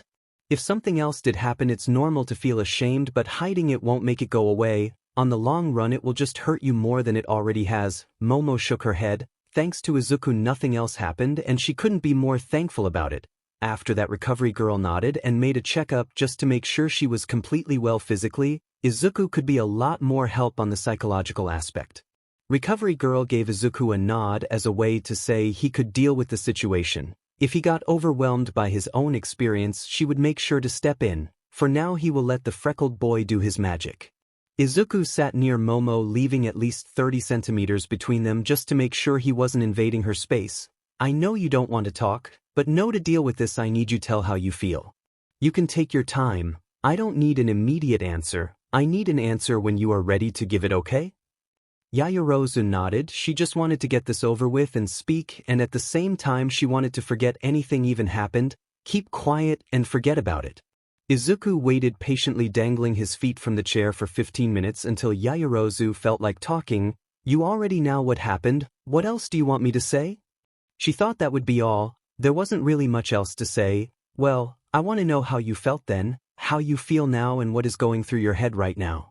Remember, you can take all the time that you need. Classes or lunch don't matter right now. What matters is how you are doing right now. The girl remained quiet for a few more minutes before answering. I felt scared and weak.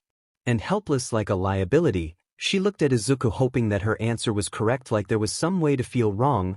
The boy only gave her an encouraging nod. Right now, even when I know I'm safe, I still feel like that. She remained quiet after that. Okay. All that you're feeling right now is completely normal, even when there is no longer a threat nearby, because at some point of time that threat existed. Now this next question may seem like an obvious answer, but I need you to think beyond the obvious. Why do you think what happened made you feel like that? There is no wrong answer, Yaoruzo-san. Just answers. Momo knew the obvious answer was because someone tried to assault her, but Izuku asked her to think beyond that, and she tried. Because I was powerless to do anything. I am a hero in training. I'm not supposed to be helpless. I'm supposed to be the one helping. I shouldn't be the victim that will only turn me into a liability.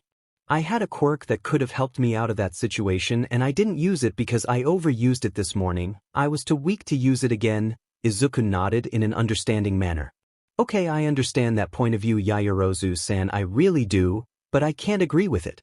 Yes, you are a herp in training, but before that you are human. Feeling scared, weak, helpless, and any other feeling is justified because you are human, a human put through a stressful situation they should have never been in the first place. Izuku's eyes were kind and understanding. They made Momo feel more at ease. I know being a victim is something someone wishes they weren't, that if they are a victim that automatically made them helpless, but that's not true. It's the complete opposite actually. He moved a little bit closer, just enough to reach for Momo's hand in a comforting manner. being a victim means someone tried to hurt you and that they may have sucked, and yes, that's bad, but it also means you survived, even when someone tried to harm you. You still managed to stand up and keep going. It means that you didn't give up despite the circumstances. The words felt so true to Momo, like he was talking from experience. One should never look forward to being a victim of anything, but we can't decide if we will or not become victim of a situation. What we can do is understand that what happened wasn't your fault. Maybe if something was done different, then things would have turned out in another way, but we can't think about the what-ifs of something that already happened. We have to think of the what now of what already happened. Izuku squeezed Momo's hand gently before letting it go. Being a victim doesn't mean you are less than the rest. It means you went through a rough situation and you still pulled through. He looked at her directly in her eyes with a warm smile. I know hearing this won't immediately change your mind. The only way for you to believe in what I'm saying is by reaching that conclusion yourself, but knowing that someone else believes on you and that they will be there to help you at your own pace does help you a lot. You can trust me on that one. Momo wanted to ask what he meant exactly, but she didn't know if that would be the right thing to do. Izuku stood of giving Momo even more personal space. Right now you can choose to go to the cafeteria, have some lunch, and then go back to your classes, or go home and take the rest of the day to process what happened and what I told you. Whatever you do is up to you. Choose depending on how you are feeling. Okay. Like, do you think you can handle being surrounded by a lot of people right now or not? Please take all the time you need to make your decision. However, whatever Momo chose, it wouldn't matter because she was going to be sent home regardless. Both teams were surprised by a loud alarm telling them to evacuate the building. Someone breached Yui's security. Hello everyone, I suppose it's been a long time and this update may be more disappointing than what you expected. When I began this story, I was really into the BGMI, but slowly I fell out of it and I just didn't feel the passion to continue this story. Most of the time I would use small little concepts and move on from there. I still have some of the concepts I wanted to use in this story initially, showing how the supportive relationship between Izuku, Toga, and Dabi made them stronger to face their own fears and past. During the USJ arc, Izuku was sent to analyze best strategies used by the heroes and see how they could be implemented. I didn't decide whether Ida would get him out as he escaped or if Izuku would remain and decipher something to help them win. Perhaps his kindness could stop the Nomu like a Disney princess only for a moment just for funsies, or maybe the Nomu recognized him as another Nomu because of the emotional pain he could feel. Dabi would stand off against Endeavor, completely cutting any relationship he had with him. Todoroki would have been divided into following his brother's footsteps or still try to spite his dad. Izuku was meant to help with this. His kind personality and insight thanks to Dabi would help Todoroki understand this wasn't about his family, it was about him and what he wanted to do, not what everyone expected of him.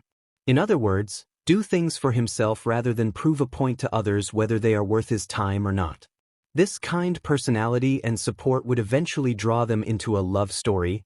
I want to make a statement that they would not bond over the past trauma, but about how they helped each other heal and get the help they truly needed. Your partner is not your therapist. Izuku was meant to do an invisibility cape of sorts with the help of Hagakure. In the future he would use it to save Eri by mere accident, recognizing an abused child by his own experience. There was a funny scene where he was carrying Eri in his arms and called Aizawa, saying something along the lines of, "Hey dad, I think I kidnapped a child," and Aizawa just hangs up because he doesn't have the energy for it. While I wasn't completely sure how to use the training camp, I knew Izuku and Koda would have a better relationship since he wasn't a hero, still being slightly angry that he wanted to help heroes but wondering if someone like Izuku existed before, his parents would still be here. Izuku was going to camp with the analysis excuse as well.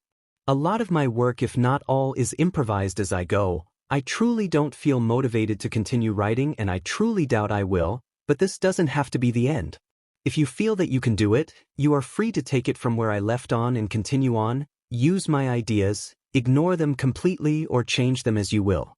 I am not sure how orphaning works, but if it means I can stop being the creator and someone else will pick it up, I am more than willing to do so. I'm sorry if you expected me to go on, but I would rather pass it on to someone still passionate about the fandom than working on it myself and make it a lifeless work. Thank you for reading this if you did. I hope someone wants to continue what I started. Give this story the ending it deserves instead of an infinite hiatus or a cancellation. That's the last of me you'll hear from this. Before I leave, I truly want to thank you if you read this, left a kudo or left a comment saying you liked the story or advising me into things I could do, while I was still interested in writing this story that truly made the difference. You made a difference in the best way you could. I truly loved and appreciated everyone who followed this story, and I hope someone can give you the ending you deserve. Thank you all, for everything.